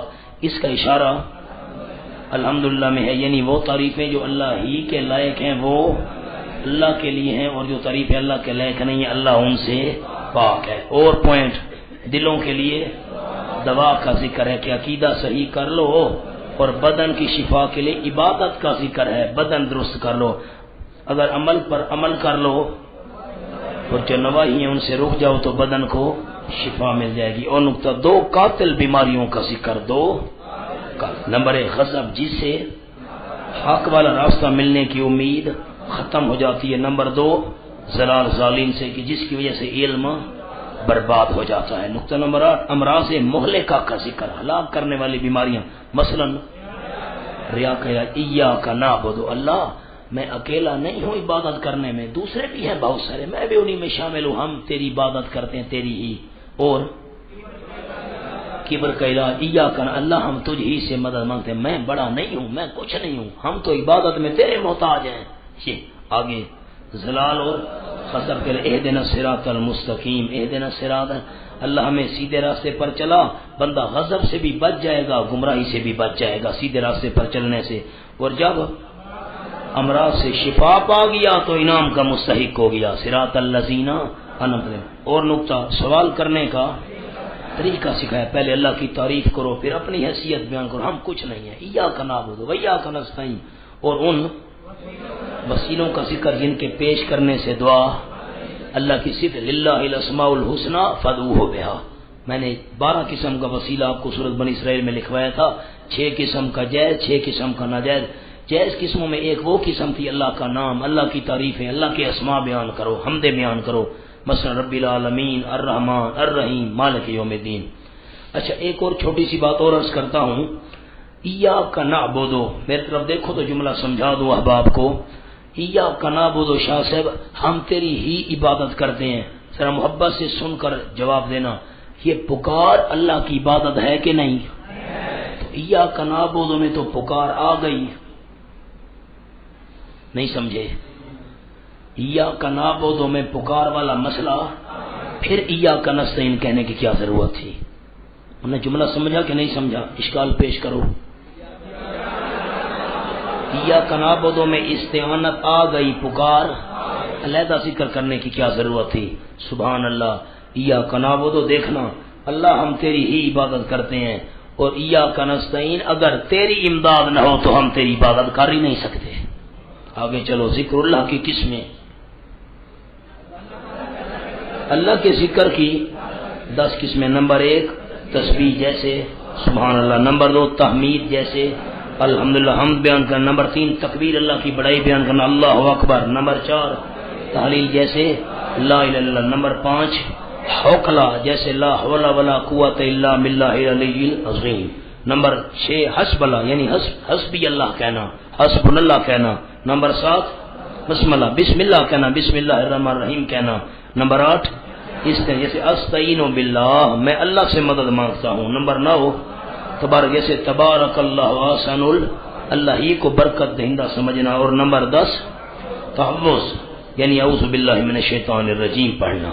اس میں بسم اللہ تھی تو بسم اللہ کا تذکرہ آ گیا، اعوذ باللہ کا آ گیا۔ اچھا سب سے پہلے کیا پڑھا جاتا ہے؟ اعوذ باللہ من الشیطان الرجیم۔ مولانا دشمن کا مقابلہ ہتھیار سے کیا جاتا ہے، تو اعوذ باللہ یہ ہتھیار ہے، کیا ہے؟ بولو تو صحیح، اعوذ باللہ، اور بسم اللہ اللہ کی رحمت کی دیوار ہے۔ سب سے پہلے اعوذ باللہ پڑھنا ہے کیونکہ دشمن شیطان ہے، وہ دل میں وسوسے ڈالے گا وغیرہ وغیرہ، فرمایا ہتھیار دکھاؤ تاکہ دشمن بھاگ جائے۔ اب دشمن بھاگ گیا، ہو سکتا ہے پھر قریب آ جائے، فرمایا بسم اللہ پڑھو، اعوذ باللہ ہتھیار ہے، بسم اللہ اللہ کی رحمت کی دیوار ہے، اللہ کی رحمت کی دیوار میں آ گئے، اب پڑھو الحمدللہ رب العالمین۔ اچھا قرآن میں تعوذ کا ذکر کہاں کہاں آیا ہے؟ پہلے تو ہم حوالے کھولا کرتے تھے، اب تو آیتیں سامنے ہیں، میں پڑھتا جاتا ہوں۔ قال اعوذ باللہ ان اکون من الجاہلین، حضرت موسیٰ علیہ السلام نے فرمایا میں اللہ کی پناہ میں آتا ہوں کہ ہو جاؤں میں نادانوں میں سے۔ دیکھو اعوذ باللہ تعوذ۔ اور بی بی مریم کی والدہ کہہ رہی ہے انی اعیذھا بک وذریتھا من الشیطان الرجیم، یقیناً میں پناہ میں دیتی ہوں اس بچی کو اللہ کریم تیری اور اس کی اولاد کو اگر ہوئی شیطان مردود کے شر سے۔ ولیہ کا عقیدہ پناہ دینے والا کون؟ آپ تھک گئے ہیں نبیوں، اور موسیٰ علیہ السلام نبی کا عقیدہ پناہ دینے والا کون؟ آگے نمبر 3 اما ینزغنک من الشیطان نزغ فاستعذ باللہ، اگر پہنچے تجھ کو شیطان کی طرف سے کوئی وسوسہ اللہ کی پناہ ڈھونڈ، اللہ کی پناہ میں آ۔ نمبر 4 قال رب انی اعوذ بک ان اسالک ما لیس لی بہ علم، حضرت نوح علیہ السلام عرض کر رہے ہیں میرے پروردگار یقیناً میں تیری پناہ میں آتا ہوں کہ سوال کروں میں اس چیز کا جس کی حقیقت کا مجھے پتہ نہیں، تیری پناہ میں۔ قل رب اعوذ بک من همزات الشیاطین واعوذ بک رب ان یحضرون، میرے محبوب یوں دعا مانگا کیجئے میرے پروردگار میں تیری پناہ میں آتا ہوں شیطان کے وسوسوں سے، حملوں سے، شیطان کی چوکوں سے، اور تیری پناہ میں آتا ہوں کہ شیطان میرے قریب آئیں، تیری پناہ۔ فَإِذَا قَرَأْتَ الْقُرْآنَ فَاسْتَعِذْ بِاللَّهِ، اس وقت آپ قرآن پڑھنے کا ارادہ کریں تو اللہ کی پناہ ڈھونڈا کریں شیطان مردود کے شر سے۔ نمبر 7 بی بی مریم کا جملہ کہتی ہے انی اعوذ بالرحمن منک ان کنت تقیہ، یقیناً میں رحمان کی پناہ میں آتی ہوں تیرے شر سے، اگر ہے تو خدا ترس تو میرے قریب نہ آنا۔ تفصیل آپ نے پڑھی ہوئی ہے۔ قال معاذ اللہ، حضرت یوسف علیہ السلام کے قصے میں معاذ اللہ، اللہ کی پناہ، حضرت یوسف نے فرمایا ان ناخذ الا من وجدنا، ہم تو اسی کو پکڑیں گے بھائی جس کے سوار سے پیالہ نکلا ہے، اور کو پکڑیں، معاذ اللہ، اللہ کی پناہ۔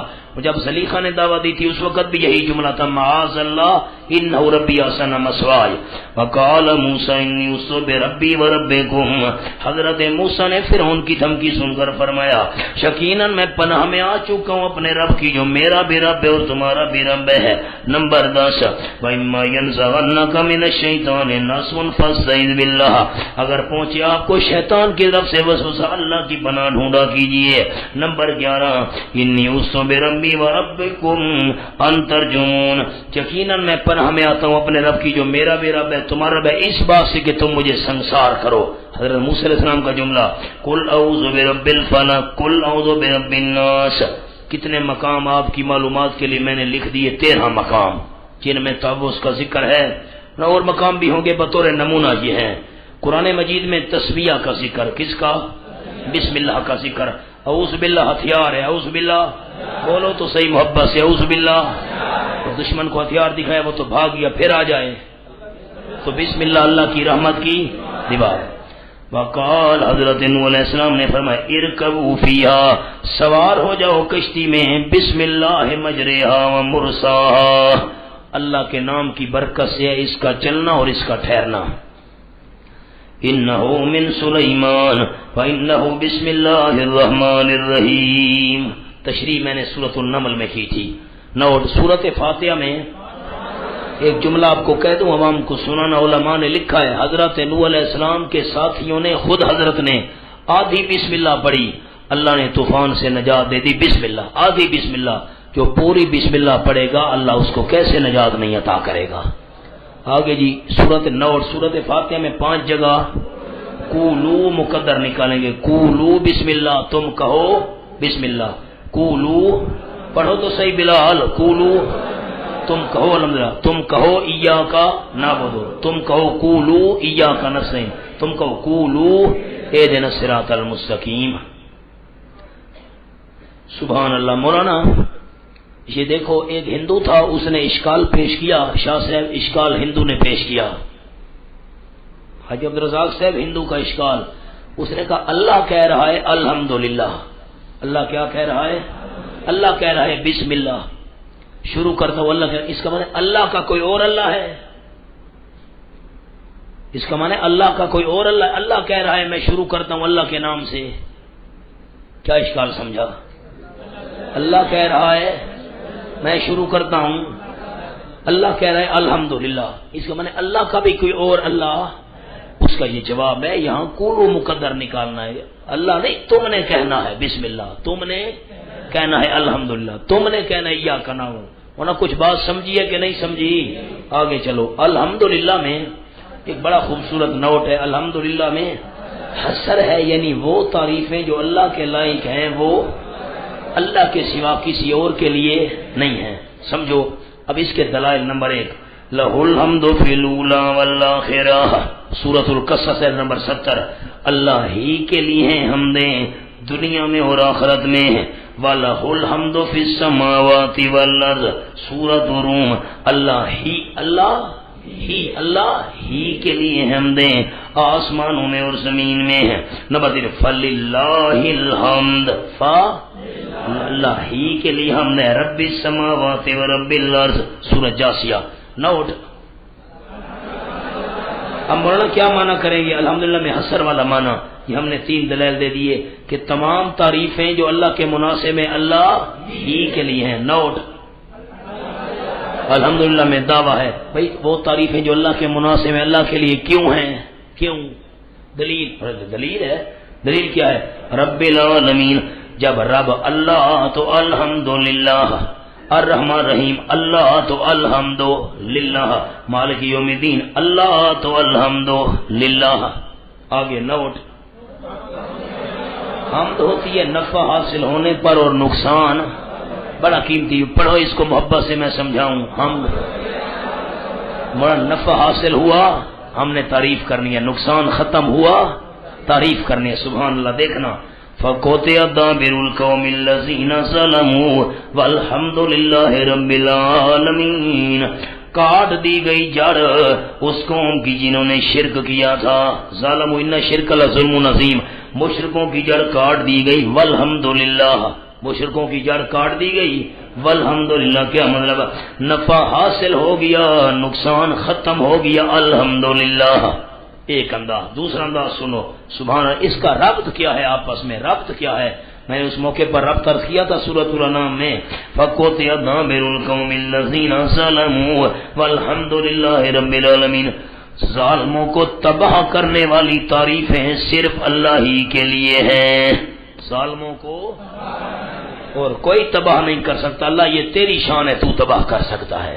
اور ایک تیسری بات بھی عرض کی تھی. فَقُطِعَ دَابِرُ الْقَوْمِ الَّذِينَ ظَلَمُوا, ظالموں کی جڑ کاٹ دی گئی. شکر ہے اللہ کا. مولانا کیا علامہ زمخشری مانا کرتے شکر ہے. آگے وَأَمْطَرْنَا عَلَيْهِمْ مَطَرًا فَسَاءَ مَطَرُ الْمُنذَرِينَ قُلِ الْحَمْدُ لِلَّهِ, ہم نے بارش برسائی ان کے اوپر, خاص پتھروں کی بارش, بری تھی بارش ڈرائے ہوئے لوگوں کی. آپ الحمدللہ. کیا مطلب؟ ظالموں کو تباہ کرنے والی تعریفیں صرف اللہ کے لیے. نفع حاصل ہو گیا, مشرک مٹ گئے. شکر ہے خدا کا, مشرک مر گیا. سبحان ربک رب العزت عما یصفون والحمدللہ رب العالمین. پاک ہے تیرا پروردگار جو مالک ہے غلبے کا. کس سے پاک ہے؟ ان چیزوں سے جو یہ بیان کر رہے ہیں. رسولوں کے لیے سلام ہے, اور حمدیں کس کے لیے ہیں؟ نقصان. شکر ہے رسول بچ گئے, ظالموں کو اللہ نے تباہ کر دیا. الحمدللہ. قرآن مجید میں حمد کا ذکر کہاں کہاں آیا ہے؟ الحمدللہ الذی خالق السماوات والارض, سورۃ انعام. نمبر 2 فَقُطِعَ دَابِرُ الْقَوْمِ الَّذِينَ ظَلَمُوا وَالْحَمْدُلِلَّهِ. نمبر 3 وَنَزَعْنَا مَا فِي صُدُورِهِم مِّنْ غِلٍّ, جنتیوں کو جنت داخل کرنے سے پہلے ہم دل کی ناراضگیاں کھینچ لیں گے. ان کی کہاں داخل کریں گے؟ وہاں جہاں جاری ہوگی درختوں کے نیچے نہریں. وَقَالُوا الْحَمْدُ لِلَّهِ, دیکھ الحمد کا ذکر. اور نمبر 4 دعواہم فیہا, پڑھو تو صحیح. وآخر دعواہم کہاں ذکر آیا ہے؟ جنتی کہہ رہے ہیں جنت میں. نمبر 5 اللہ الذی وہب لی علی الکبر, ابراہیم علیہ السلام کی دعا. نمبر 6 ضرب اللہ سورۃ النحل آیت سمجھائی تھی, آخر بڑے حل یستوون الحمدللہ. وقل سورۃ بنی اسرائیل لم یتخذ ولدا, سورۃ بنی اسرائیل. نمبر 8 الحمدللہ الذی انزل علی عبد الکتاب. نمبر 9 فَإِذَا اسْتَوَيْتَ أَنْتَ وَمَنْ مَعَكَ عَلَى الْفُلْكِ فَقُلِ الحمدللہ. سورۃ مومنون نمبر 10. وَلَقَدْ آتَيْنَا دَاوُودَ وَسُلَيْمَانَ عِلْمًا وَقَالَ الْحَمْدُلِلَّهِ. نمبر 11 قُلِ الْحَمْدُلِلَّهِ وَسَلَامٌ عَلَىٰ عِبَادِهِ الَّذِينَ اصْطَفَىٰ. نمبر 12 وَقُلِ الْحَمْدُ لِلَّهِ. نمبر 13 لَهُ الْحَمْدُ فِي الْأُولَىٰ. نمبر 14 قُلِ الْحَمْدُ. سورۃ العنکبوت. نمبر 15 وَلَهُ. سورۃ روم. نمبر 16 قُلِ الْحَمْدُ لِلَّهِ. سورۃ لقمان. نمبر 17 الْحَمْدُ لِلَّهِ الَّذِي لَهُ. سورۃ سبا. نمبر 18 الحمدللہ فاطر السماوات والارض. نمبر 9 وقالوا الحمدللہ الذی اذهب عنا الحزن. جنتی جنت میں پہنچ کر کہیں گے غم ہمارے آج دور ہوئے. نمبر 20 والحمدللہ رب العالمین. 21 الحمدللہ. 22 وقالوا ہم نے سادہ کا نوادہ. 23 قضی بینہم بالحق وقیل الحمدللہ. 24 هو الحی لا الہ الا هو فادعوه مخلصین لہ الدین الحمدللہ. 25 فللہ الحمد. 26 یسبح لہ ما فی السماوات ولہ الحمد. یہ 26 میں نے آیتیں اکٹھی کی ہیں کہ جس میں یہ ثابت کیا گیا ہے کہ حمد کس کے لیے ہے؟ صرف اللہ ہی کے لیے. انہیں حوصلہ کرو، ایک جملہ لکھو. صبر کرو میں دیکھ لوں.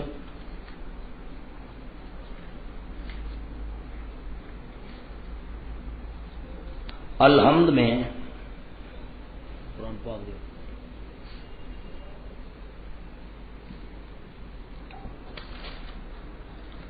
کام احد خارجی کا ہے.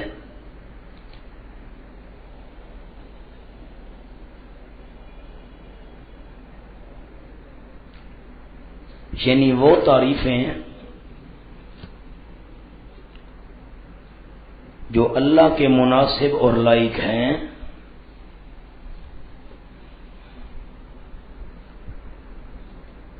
وہ صرف اللہ ہی کی کرنی ہے اور کسی کی نہیں.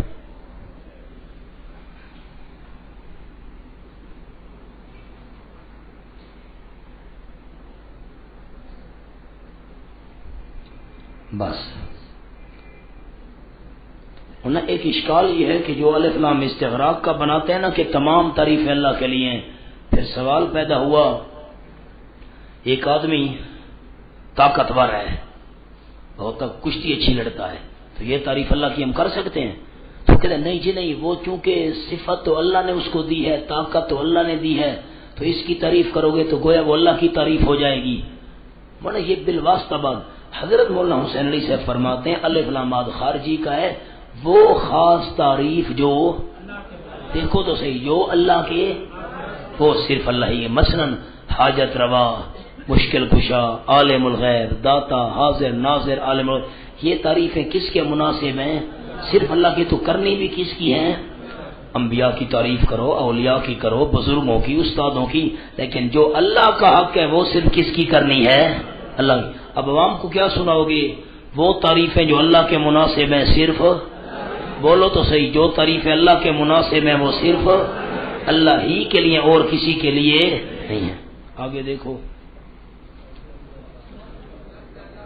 لفظ اللہ، اللہ کا معنی، اللہ کا ٹھیک کرو عبارت، وہ ذات جس کے سامنے ابھی صورت اخلاص میں ہم نے پڑھا ہے معنی اللہ گفتان سیب و یولہونا فی ہواجہم لدہ، جس کے سامنے کیا کی جائے؟ الذی یسمد الیہ. نمبر 1 دعوا اللہ مخلصین، پکارتے تھے کہ نہیں اللہ کو. نمبر 2 فإذا ركبوا في الفلك دعوا اللہ. نمبر 3 وإذا غشیهم موج كالظلل دعوا اللہ. اللہ کے سامنے آئیسیاں. وإذا مسكم الضر في البحر، سارے گم ہو جاتے ہیں صرف اللہ باقی رہتا ہے. خیر اللہ سے الوہیت کی نفی. اس پر میں نے آیتیں اکٹھی کی ہیں 10. الہکم الہ واحد لا الہ الا هو الرحمن الرحیم، اللہ لا الہ الا هو الحی القیوم، الف لام، یہ ساری آیتیں لکھی ہوئی ہیں. عنوان رب کا مطلب ہے، کہتے ہیں ترجمہ آپ نے پڑھا ہوا ہے، رب کا مطلب تربیت کرنے والا، اور تربیت 2 قسم کی ہوتی ہے. نمبر 1 نفع پہنچانا، نمبر 2 نقصان سے بچانا. خیر اللہ سے ربوبیت کی نفی، خیر اللہ سے خیر اللہ رب نہیں. ولا یامرکم من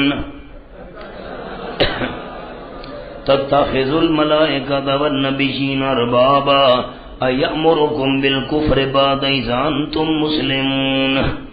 جو میں اللہ نے کوئی بشر پیغمبر بنا کر بھیجا وہ نہیں حکم کرتا تھا کہ بناؤ تم فرشتوں کو اور نبیوں کو رب.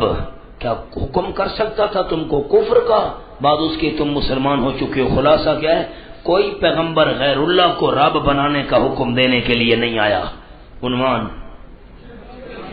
مشرکین غیر اللہ کے لیے رب ہونے کا عقیدہ رکھتے تھے اور رب خدا کو بھی رب کچھ ضروریات وہ پوری کرتے ہیں اور کچھ اس کی تفصیل آ رہی ہے مسئلہ الہ میں بیان کرنے والا ہوں.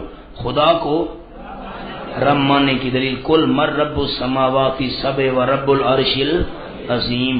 اور عنوان غیر اللہ کو رب ماننے کے دلائل. غیر اللہ کو رب مانتے تھے. ولا یتخذ بعضنا بعضا اربابا، آؤ اتحاد کرو ہم اللہ کے بغیر کسی کو رب نہ بنائیں. کا مطلب ہے غیر اللہ کو وہ رب بناتے تھے.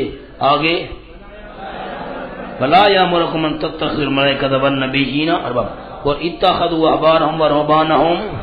دیکھا ان مولوی پیروں کو رب بنایا ہوا تھا. یا صاحب السجن ارباب ارباب اور جدا جدا رب بنانے والوں وہ بہتر ہیں یا اکیلا اللہ. آگے نمبر 5 ما تعبدون من دونہ. نوٹ آگے نوٹ پڑھو جی. رب صرف وہو رب العرش العظیم. سورۃ توبہ. قال فرعون ما قال رب السماوات والارض. آگے ربکم ورب آبائکم فللہ الحمد رب السماوات ورب الارض رب العالمین. سورۃ جاثیہ. اب خیال یہ میں نے تکری حضرت مولانا رحمہ اللہ فرماتے ہیں کہ الحمد میں الف لام اور خارجی کا ہے اور اس سے مراد وہ تعریفیں جو ما فوق الاسباب ہیں. جو میں نے اس کا سادہ الفاظ میں آپ کو لکھوایا جملہ کہ جو اللہ کے لائق ہے. فَقُطِعَ دَابِرُ الْقَوْمِ الَّذِينَ ظَلَمُوا وَالْحَمْدُ لِلَّهِ رَبِّ الْعَالَمِينَ. ظالموں کو تباہ کرنے والی تعریفیں صرف اللہ ہی کے لیے ہے. وَقُلِ الْحَمْدُ لِلَّهِ وَسَلَامٌ عَلَىٰ عِبَادِهِ الَّذِينَ اصْطَفَىٰ. ٹھیک ہے اللہ کے چنے ہوئے بندوں کے لیے سلامتی ہے لیکن حمد صرف اللہ ہی کے لیے ہے. ان کے لیے سلامتی حمد اللہ کے لیے مفوق الاسباب. نمبر 3 والحمدللہ سبحان ربک رب العزت عما یصفون. بس رسولوں پر سلام ہے لیکن حمدیں کس کے لیے ہیں؟ نوٹ الحمدللہ فرمایا المدح للہ نہیں فرمایا پڑھو تو صحیح کیونکہ نمبر 1 مدح زندہ و جماد مردہ دونوں کی ہوتی ہے اور حمد صرف زندہ کی اور اللہ تو ہمیشہ زندہ ہے. نمبر 2 مدح کبھی احسان سے پہلے ہوتی ہے اور کبھی احسان کے بعد اور حمد ہمیشہ احسان کے بعد ہوا. اللہ تیرے بڑے احسان ہیں ہم پر الحمدللہ. نمبر 3 مدح کبھی ممنوع بھی ہوتی ہے. آپ نے فرمایا جو منہ پر تمہاری تعریف کرے اس کے منہ میں مٹی ڈالو. او سترا فی وجوہ المداحین. سامنے تعریف کرنے والوں کے منہ میں ہم تو سامنے بھی جائز ہے مدح سامنے جائز نہیں ہے. نوٹ الحمدللہ فرمایا الشکر للہ کیونکہ شکر ہوتا ہے نعمت مل جانے کے بعد اور حمد ذاتی کمال کی سے ہوتی ہے. اللہ نعمت دے نہ دے پھر بھی اس کے کمال اتنے ہیں کہ تعریف کے لائق ہے. الرحمن الرحیم. حضرت مولانا حسین علی رحمہ اللہ کی تحقیق کے مطابق قرآن مجید کے تیسرے حصے کی طرف اشارہ ہے. تیسرا حصہ وہ جو ہم نے تقریر ان کی بیان کی تھی الحمدللہ الحمدللہ خالق رب العالمین میں دوسرا حصہ الرحمن الرحیم میں تیسرا حصہ. الرحمن اور الرحیم میں فرق دونوں مبالغے کے سیغے ہیں لیکن الرحمن میں مبالغہ دونوں میں فرق. نمبر 1 الرحمن کا معنی کثرت سے رحمت کرنے والا. الرحیم کا معنی بار بار رحمت کرنے والا. نمبر 2 الرحمن کا معنی چھوٹی اور بڑی دونوں نعمتیں دینے والا کیونکہ دنیا کی نعمتیں چھوٹی اور آخرت کی نعمتیں بڑی ہیں. الرحیم کا معنی صرف بڑی رحمتیں دینے والا جو کہ آخرت میں صرف مومنوں میں. وَكَانَ بِالْمُؤْمِنِينَ رَحِيمًا. نمبر 3 اس کی آیت کے لکھ لو حوالہ کان بل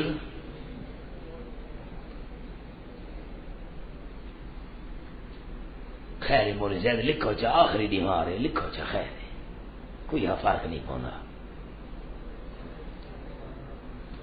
نمبر 3 حضرت مولانا حسینی رحمہ اللہ فرماتے ہیں کہ الرحمن کا معنی بالفعل ہر ذرے پر رحمت کرنے والا اس کی رحمت ہو رہی ہے اور الرحیم وہ ذات جس سے رحمت والی صفت جدا نہیں ہو سکتی. قرآن میں الرحمن الرحیم اس کا کٹھا ذکر 3 مقامات پر ہے. وَإِلَٰهُكُمْ إِلَٰهٌ وَاحِدٌ لَا إِلَٰهَ إِلَّا هُوَ الرَّحْمَٰنُ الرَّحِيمُ إِنَّهُ مِنْ سُلَيْمَانَ وَإِنَّهُ بِسْمِ اللَّهِ الرَّحْمَٰنِ الرَّحِيمِ وَاللَّهُ الَّذِي لَا إِلَٰهَ إِلَّا هُوَ الرَّحْمَٰنُ الرَّحِيمُ. اب مالک یوم الدین پر بحث قرآن مجید کے تو قیامت میں بھی مختار اللہ ہوگا حضرت صاحب کی تحقیق کے مطابق.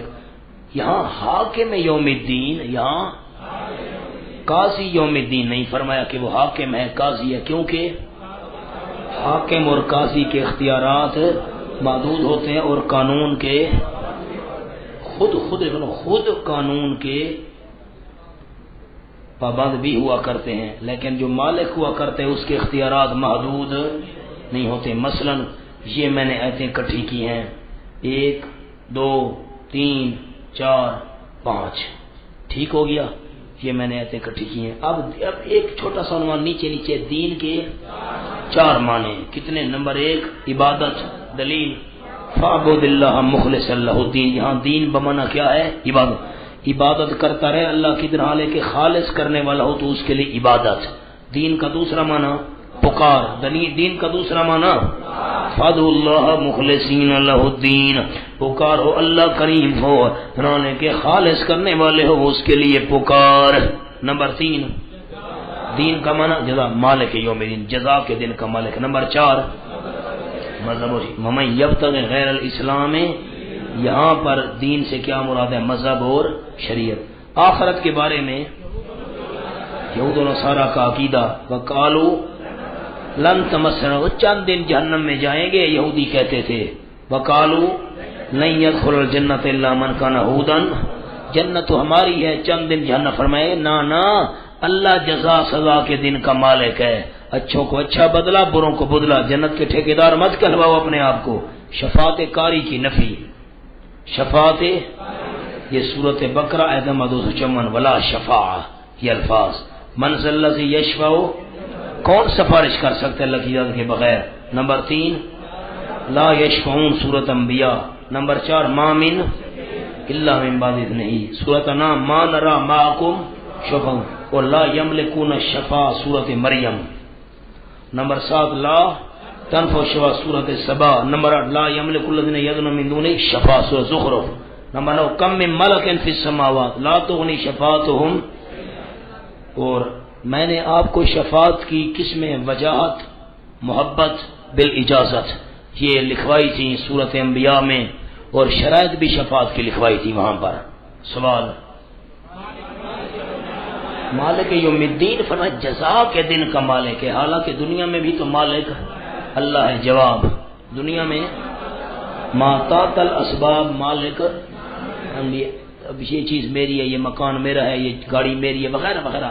ما تحت الاسباب انسان مالک ہے لیکن آخرت میں ما تحت الاسباب کا مالک بھی اللہ ہی ہوگا اور کوئی وہاں ما تحت الاسباب بھی مالک کوئی نہیں ہوگا. اس لیے مالک یوم الدین فرمایا ایاک نعبد. ایاک پڑھو جی.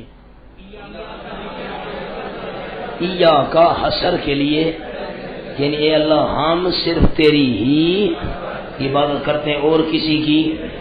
ایاک کو مقدم کرنے سے مشرکین کی نفی ہو گئی اور غیروں کی عبادت کرتے ہیں. جیسے ان کنتم فی شک من دینی اگر تم شک کے اندر ہو کسی شک میں میرے دین کے متعلق نہیں عبادت کرتا میں ان کی جن کی تم عبادت کر رہے ہو وہ غیروں کی کرتے تھے.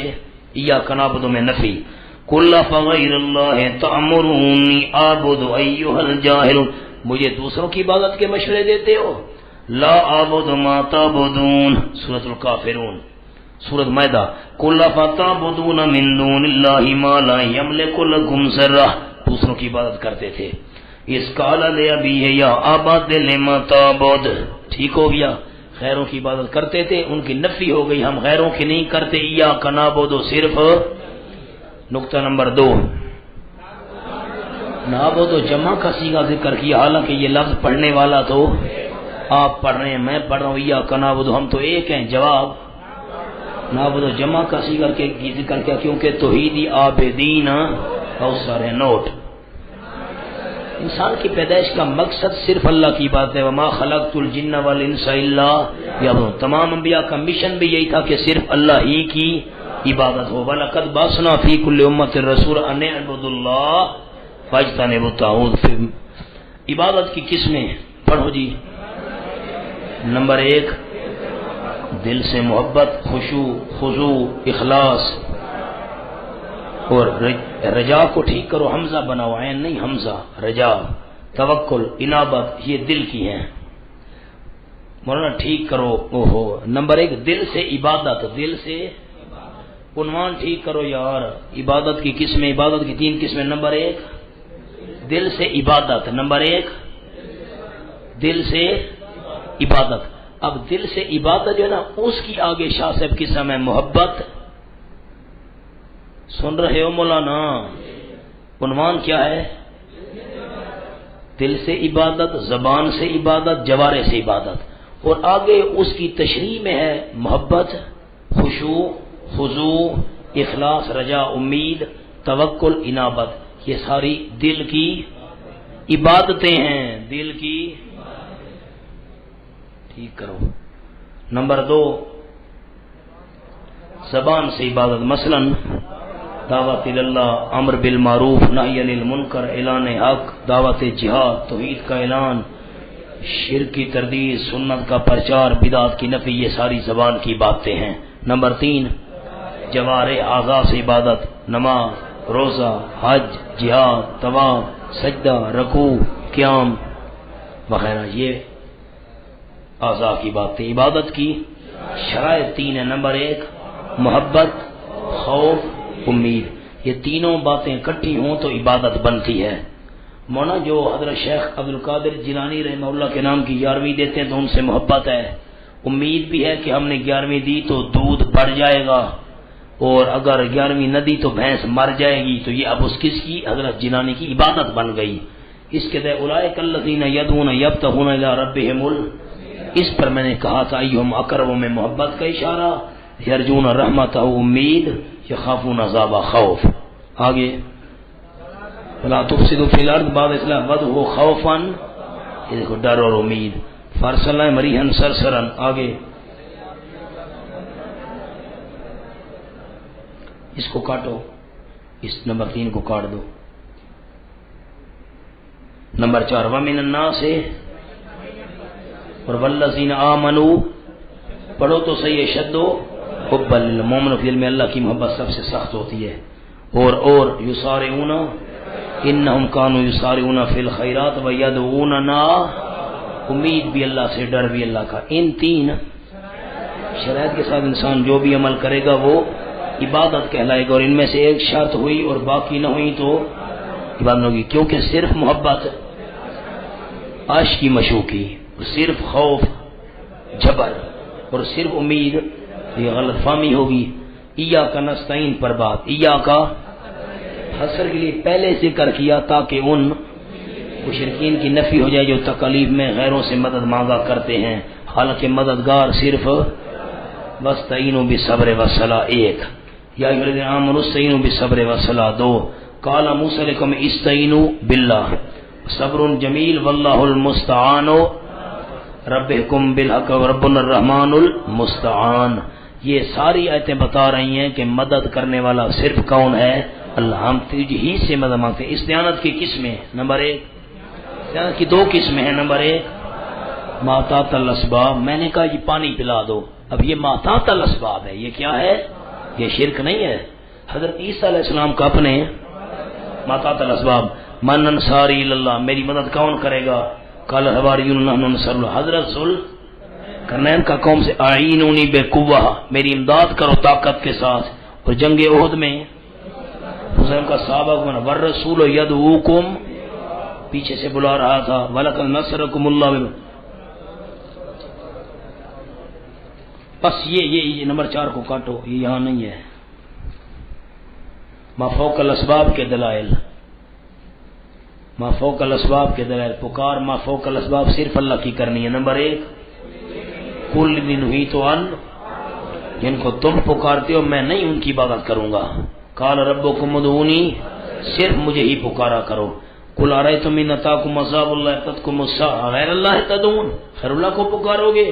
بل ایاہ تدعون، صرف اسی ہی کو پکارو گے۔ وَإِذَا سَأَلَكَ عِبَادِي أُجِیبُ دَعْوَةَ الدَّاعِ ادعوا ربکم تضرعا ولا تدعوا من دون اللہ ما لا انہم کانوا یسارعون فی الخیرات ویدعوننا، ہمیں پکارتے تھے۔ اَمَّن یُجِیبُ الْمُضْطَرَّ اذا دعاہ، یہ ساری آیتیں میں نے اکٹھی کر دی۔ نوٹ، ایاک نستعین میں ما فوق الاسباب استعانت پکار، ہم تجھ ہی سے مدد مانگتے ہیں۔ کون سی پانی پلا دو، یہ مدد، یہ سر میرا کام تو کرو، جوتی تو اٹھا دو، یہ مدد۔ یہ مولانا مشرکین ملا جلا دیتے ہیں، کہتے ہیں جی تو غیروں سے مدد نہیں مانگنی، دوسروں سے مدد مانگتے نہیں، میرا کام تو کر دو، کتاب تو اٹھا کر لے آؤ۔ تو یہ پکار اور یہ مانگنا شرک کس وقت ہے؟ ما فوق الاسباب۔ آگے استعانت کا ذکر تو نعبدو کے اندر کوئی اشکال یاد ہے؟ ابھی دہرایا تھا، کیونکہ استعانت عبادت کی ایک قسم ہے، تو پھر اس کو الگ کیوں ذکر کیا؟ اس لکھو نا، اس کو جواب دوبارہ اس نے ذکر کیا کہ اے اللہ ہم تیری عبادت تیری امداد کے بغیر نہیں کر سکتے، تو اپنی خالص عبادت کے لیے ہماری مدد فرما۔ اہدنا پر ایاک نستعین کے ساتھ اہدنا کا ربط یہ کہ اے اللہ ہم صرف تجھ ہی سے مدد مانگتے ہیں، ہماری اہدنا الصراط کہ ہمیں سیدھے راستے پر پکا رکھ۔ نوٹ، ہم نے ہدایت کا سوال اللہ سے کیا ہے کیونکہ ہدایت دینے والا صرف اللہ ہی ہے۔ اس کے دلائل یہ اوپر نمبر 1 کاٹ دو، یہ یہاں نہیں ہے، نمبر 1 کو کاٹ دو۔ واللہ یدعو ویہدی من یشاء، یہ دیکھا یاد، ہدایت دینے والا صرف غیر اللہ سے ہدایت کی نفی، غیر اللہ سے حل من شرکائکم من یہدی الی الحق، غیر اللہ میں سے کوئی ہے جو رہنمائی کر سے حق کی، انک لا تہدی، یہاں اب غیر اللہ ہدایت نہیں دے سکتے، اللہ دے سکتا ہے۔ ایک اور نوٹ، یہاں اہدنا کا معنی ہونا اہدنا الصراط المستقیم، ہم نے کہا اللہ ہمیں سیدھا راستہ دکھا، دیکھا ہوا تو ہے ہم نے، تو کیا معنی؟ جو دیکھ چکا ہے وہ کہے گا اہدنا الصراط المستقیم، ہمیں سیدھے راستے پر چلا، اور جو چل رہا ہے تو وہ کہے گا اہدنا ہمیں پکا رکھ۔ کیا رکھ؟ ابن جریر نے حضرت ابن عباس سے نقل کیا کہ اہدنا کا معنی وفقنا الثبات لئی، ہمیں ثابت قدمی کی توفیق دے، ثابت قدمی کی توفیق عطا۔ تفسیر کشاف میں حضرت ابی ابن کعب سے اہدنا کا معنی ثبتنا لا صراط مستقیم، ہمیں ثابت قدمی اس راستے پر عطا فرما۔ صراط مستقیم کون سا راستہ ہے؟ نمبر 1 انبیاء کا راستہ، یہ دیکھو یہدیہ کا صراطم مستقیمہ، فاستمسک بالذی، یعنی انکا اللہ انکا ٹھیک کرو نا نبی پاک کا راستہ، وہدیناہما الصراط، ہم نے ان دونوں کی صراط مستقیم پر رہنمائی کی۔ اور آگے جو نمبر 4 ہے نا، اس کو کاٹ دو، فتبینی اہدکا صراطا، حضرت ابراہیم کا جملہ، شاکرا لانعمہ اجتباہ وہداہ الی صراط مستقیم، قل اننی ہدانی ربی الی صراط، خلاصہ کیا نکلا؟ صراط مستقیم کن کا راستہ ہے؟ انبیاء کا راستہ ہے۔ اچھا، صراط مستقیم بمانا عبادت، صراط مستقیم بمانا ان اللہ ربی و ربکم فاعبدوا، ھذا صراط، اللہ ہی کی عبادت صراط مستقیم ہے۔ وان اعبدونی ھذا صراط مستقیم، ان اللہ ربی و ربکم فاعبدوا، ھذا سورۃ مریم میں بھی ہے، آل عمران میں۔ صراط مستقیم بمانا قرآن، صراط مستقیم فمن حاجک فیہ،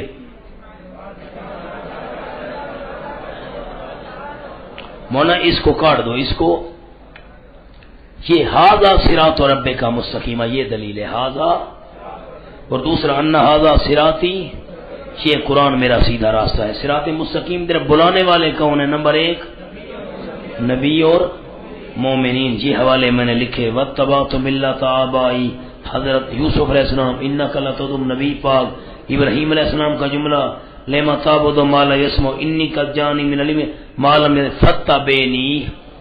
صراط مستقیم سے روکنے والے کون ہیں؟ نمبر 1 شیطان، یہ دلیل ہے. نمبر 2 سادات اور انا اطعنا سادتنا وکبرنا فضلوا السبیلا. نمبر 3 لا یغنم بال الناس ویصدون عن سبیل اللہ. صراط مستقیم پر نہ چلنے والے کون ہیں؟ ان الذین لا یؤمنون بالآخرہ، یعنی صراط سیدھے راستے سے ہٹنے والے ہیں. جعلوا للہ اندادا لیضلوا عن سبیلہ. انعمت علیہم نمبر 1 انبیاء الذین انعم اللہ علیہم. وقال رب اوزعنی، حضرت سلیمان علیہ السلام کو جملہ ان اشکر نعمتک التی انعمت، انبیاء پر انعام ہوا. آگے رب بما انعمت علی، موسیٰ علیہ السلام کا جملہ اللہ تو نے مجھ پر انعام کیا. حضرت ان هو الا عبد انعمنا علی، حضرت عیسیٰ علیہ السلام کے بارے میں لولا ان تدارکوا نعمت من رب، یونس علیہ السلام کے بارے میں اس کو نعمت نے سنبھال لیا. من یطع اللہ والرسول فاولئک. حضرت زید بن حارثہ کے بارے میں بھی آیا ہے فلما قضا زید منها وطرا. اس سے پہلے استقول للذی انعمت انعم اللہ علیہ وا. آگے نمبر 2 یستبشرون بنعمت من اللہ، پیچھے ہے تمام صحابہ الذین قال لهم الناس فانقلبوا بنعمت من اللہ. اور آپ صلی اللہ علیہ وسلم کے ما انت بنعمت ربک، آپ پر بھی نعمت ہوئی. پیچھے آؤ نا، ہمارا الٹا ہو. انبیاء پر اللہ کی نعمت، زید بن حارثہ پر اللہ کی نعمت، جو اللہ رسول کی بات مانے اس پر اللہ کی نعمت، شہداء پر اللہ کی نعمت، صحابہ پر اللہ کی نعمت، آپ صلی اللہ علیہ وسلم پر اللہ کی نعمت. انعامات دیکھو. نمبر 1 قرآن نازل کرنا نعمت ہے، اس کی دلیل. نمبر 2 تالیف بین القلوب، دلوں میں محبت. اصبحتم بنعمتہ اخوانا، دشمن سے حفاظت، دشمن سے یہ بھی نعمت ہے. نمبر 4 دشمنوں سے وَاذْكُرُوا نعمت اللہ علیکم، غیبی نصرت یہ بھی اللہ کی. اذکروا نعمت اللہ، سورۃ احزاب، عذاب سے نجات یہ بھی. نمبر نوٹ لکھو، نوٹ انعمت علیہم کہا، صراط المہتدین نہ کہا، ہدایت یافتہ لوگوں کا راستہ. اس لیے بعض لوگ خود تو ہدایت یافتہ ہوتے ہیں لیکن دوسروں کی ہدایت کا ذریعہ نہیں بن. اگر صراط المہتدین ہوتا تو پھر مطلب یہ تھا کہ وہ خود تو ہدایت یافتہ ہیں لیکن ہمارے لیے ہدایت کا ذریعہ. انعمت علیہم میں اہدا اور اہتدا دونوں آ گئے. نمبر 2 انعمت علیہم کہا، اگر علیہم انعمت ہوتا تو پھر معنی یہ ہوتا کہ صرف انہی لوگوں پر انعام ہوا ہے اور کسی پر انعام نہیں ہوگا، نہ معنی حسن والا بن جاتا. اور نمبر 3 انعمت، انعام کی نسبت کس کی طرف؟ اللہ کی طرف، تاکہ کامل انعام کی طرف اشارہ ہو جائے کیونکہ انعام کرنے والی ذات کامل ہے. مفعول کا ذکر نہیں کیا کہ کون سا انعام کیا، کہ انعام تو کیا کون سا کیا، اس لیے تاکہ تعمیم پیدا، کیونکہ کوئی ایک انعام ہو تو بتاؤں. نمبر 5 انعمت ماضی ذکر کیا کہ جن لوگوں پر تو انعام کر چکا ہے. ماضی اس لیے کہ بعض پکی ہو جائے. مغضوب ہے نہیں، مغضوب سے مراد، پڑھو تو صحیح، مغضوب سے مراد یہودی. اس کی دلیل باؤ بغضب من اللہ، فباؤ بغضب من اللہ غضب من لعنہ اللہ وغضب علیہ. ظالین سے مراد کون ہے؟ ظالین سے مراد نصارى. ولا تتبعوا اهواء الذين اهواء قوم قد، یہ سورۃ مائدہ کی آیت. نوٹ حضرت مولانا حسین علی رحمہ اللہ کے نزدیک جس پر مہر جباریت لگ جائے وہ مغضوب، اور جس گناہگار یا کافر پر مہر جباریت نہ لگی ہو وہ ظالم ہے.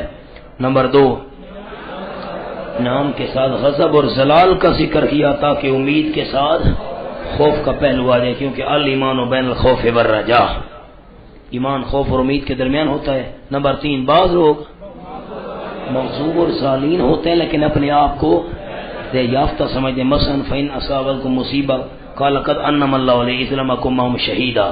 تو انعمتا کے بعد ان کا ذکر علیحدہ کیا تاکہ ہدایت والوں اور گمراہوں کے درمیان فرق پیدا ہو جائے. نمبر 4 نعمت کی نسبت اپنی طرف کی لیکن غضب اور زلال کی نسبت اپنی طرف نہیں کی، کیونکہ غضب اور زلال کے اسباب انسان خود مہیا کرتا ہے.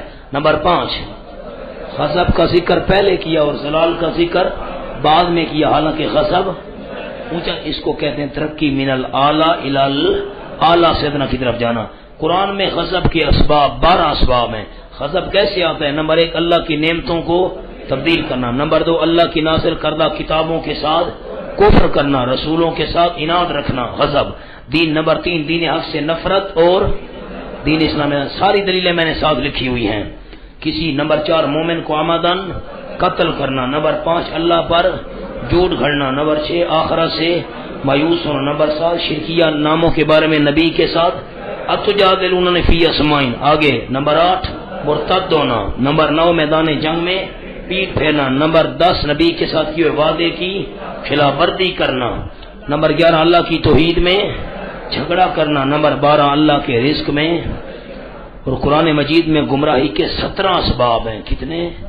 گمراہی کے 17 اسباب۔ نمبر 1 رسول صلی اللہ علیہ وسلم کی اتباع اور اطاعت سے منہ موڑنا گمراہ، نمبر 2 دین میں غلو کرنا یا عمل میں بدعتیں نکالنا 2، نمبر 3 جو علم انبیاء سے منقول ہے اس پر عمل نہ کرنا اور دنیا کی خاطر اللہ کے آیتوں کو بیچنا، نمبر 4 ایمان کے بدلے کفر لے لینا، نمبر 5 اللہ کے ساتھ شریک کرنا، نمبر 6 اللہ کے راستے سے روکنا، نمبر 7 کفر کرنا، نمبر 8 خواہشات کے پیچھے چلنا، نمبر 9 نبی پر طعن کرنا، نمبر 10 اللہ اور اس کے رسول کی نافرمانی کرنا، نمبر 11 اللہ کے دشمنوں سے دلی پیار کرنا، نمبر 12 کثرت کے ان تو تھے اکثر من فلز یذلوک عن سبیل اللہ، نمبر 13 اللہ کی رحمت سے میں یقنط من رحمت ربی اللہ الضالون، نمبر 14 ما فوق الاسباب غیر اللہ کو پکارنا گمراہی ہے، ومن اضل ممن يدعو من اللہ، نمبر 15 دنیا کو پسند کرنا اور اللہ کے راستے سے الذین یستحبون الحیات الدنیا علی الاخرہ ویصدون عن سبیل اللہ، نمبر 16 دل کا سخت ہونا، نمبر 17 قیامت کے آنے میں شک کرنا۔ آگے جی آیات ساری لکھی ہوئی ہیں دلائل۔ سورۃ فاتحہ میں اللہ کے اوصاف، سورۃ فاتحہ میں اللہ کے 5 صاف، اللہ رب رحمان رحیم مالک، اللہ سے مراد خالق ہے مشہور بس۔ سورۃ فاتحہ میں بندے کے 5 اوصاف، نمبر 1 عبادت ہم نے کرنی ہے، نمبر 2 استعانت ہم نے مدد مانگنی ہے، نمبر 3 طلب ہدایت ہم نے مانگنی ہے، نمبر 4 طلب نعمت انمتا میں اشارہ، اور نمبر 5 الاستعاذۃ من الغضب والزلال، غضب اور زلال سے اللہ کی پناہ مانگنا۔ نوٹ ربط عبادت کا تعلق اللہ سے ہے کیونکہ وہ دیکھو نا عبادت اور اللہ کو ملانا ہے، عبادت کا تعلق اللہ سے ہے کیونکہ وہ معبود ہے، استعانت کا تعلق رب سے ہے، رب کا معنی تربیت کرنے والا، مدد کرنا یہ بھی تربیت کا ایک حصہ ہے، نمبر 3 ہدایت کا تعلق رحمان سے ہے کیونکہ ہدایت کا کرنا یہ بھی اللہ کی رحمت ہے، نمبر 4 نعمت کا تعلق الرحیم سے ہے کیونکہ رحیم کا معنی آخرت میں نعمتیں کرنے والا، نمبر 5 الاستعاذۃ من الغضب والزلال کا تعلق مالک سے کیونکہ نفع نقصان کا مالک اللہ ہے اور نعمتوں کا ملنا اللہ کی طرف سے نفع ہے، اور غضب اور زلال نقصان ہے، ان کا مالک بھی اللہ ہے، وہی ان سے بچا سکتا ہے۔ اب آپ وضو وغیرہ کریں، تیاری کریں، زور کے بعد مسئلہ الہ حل کریں گے، یہ تقسیم کرو۔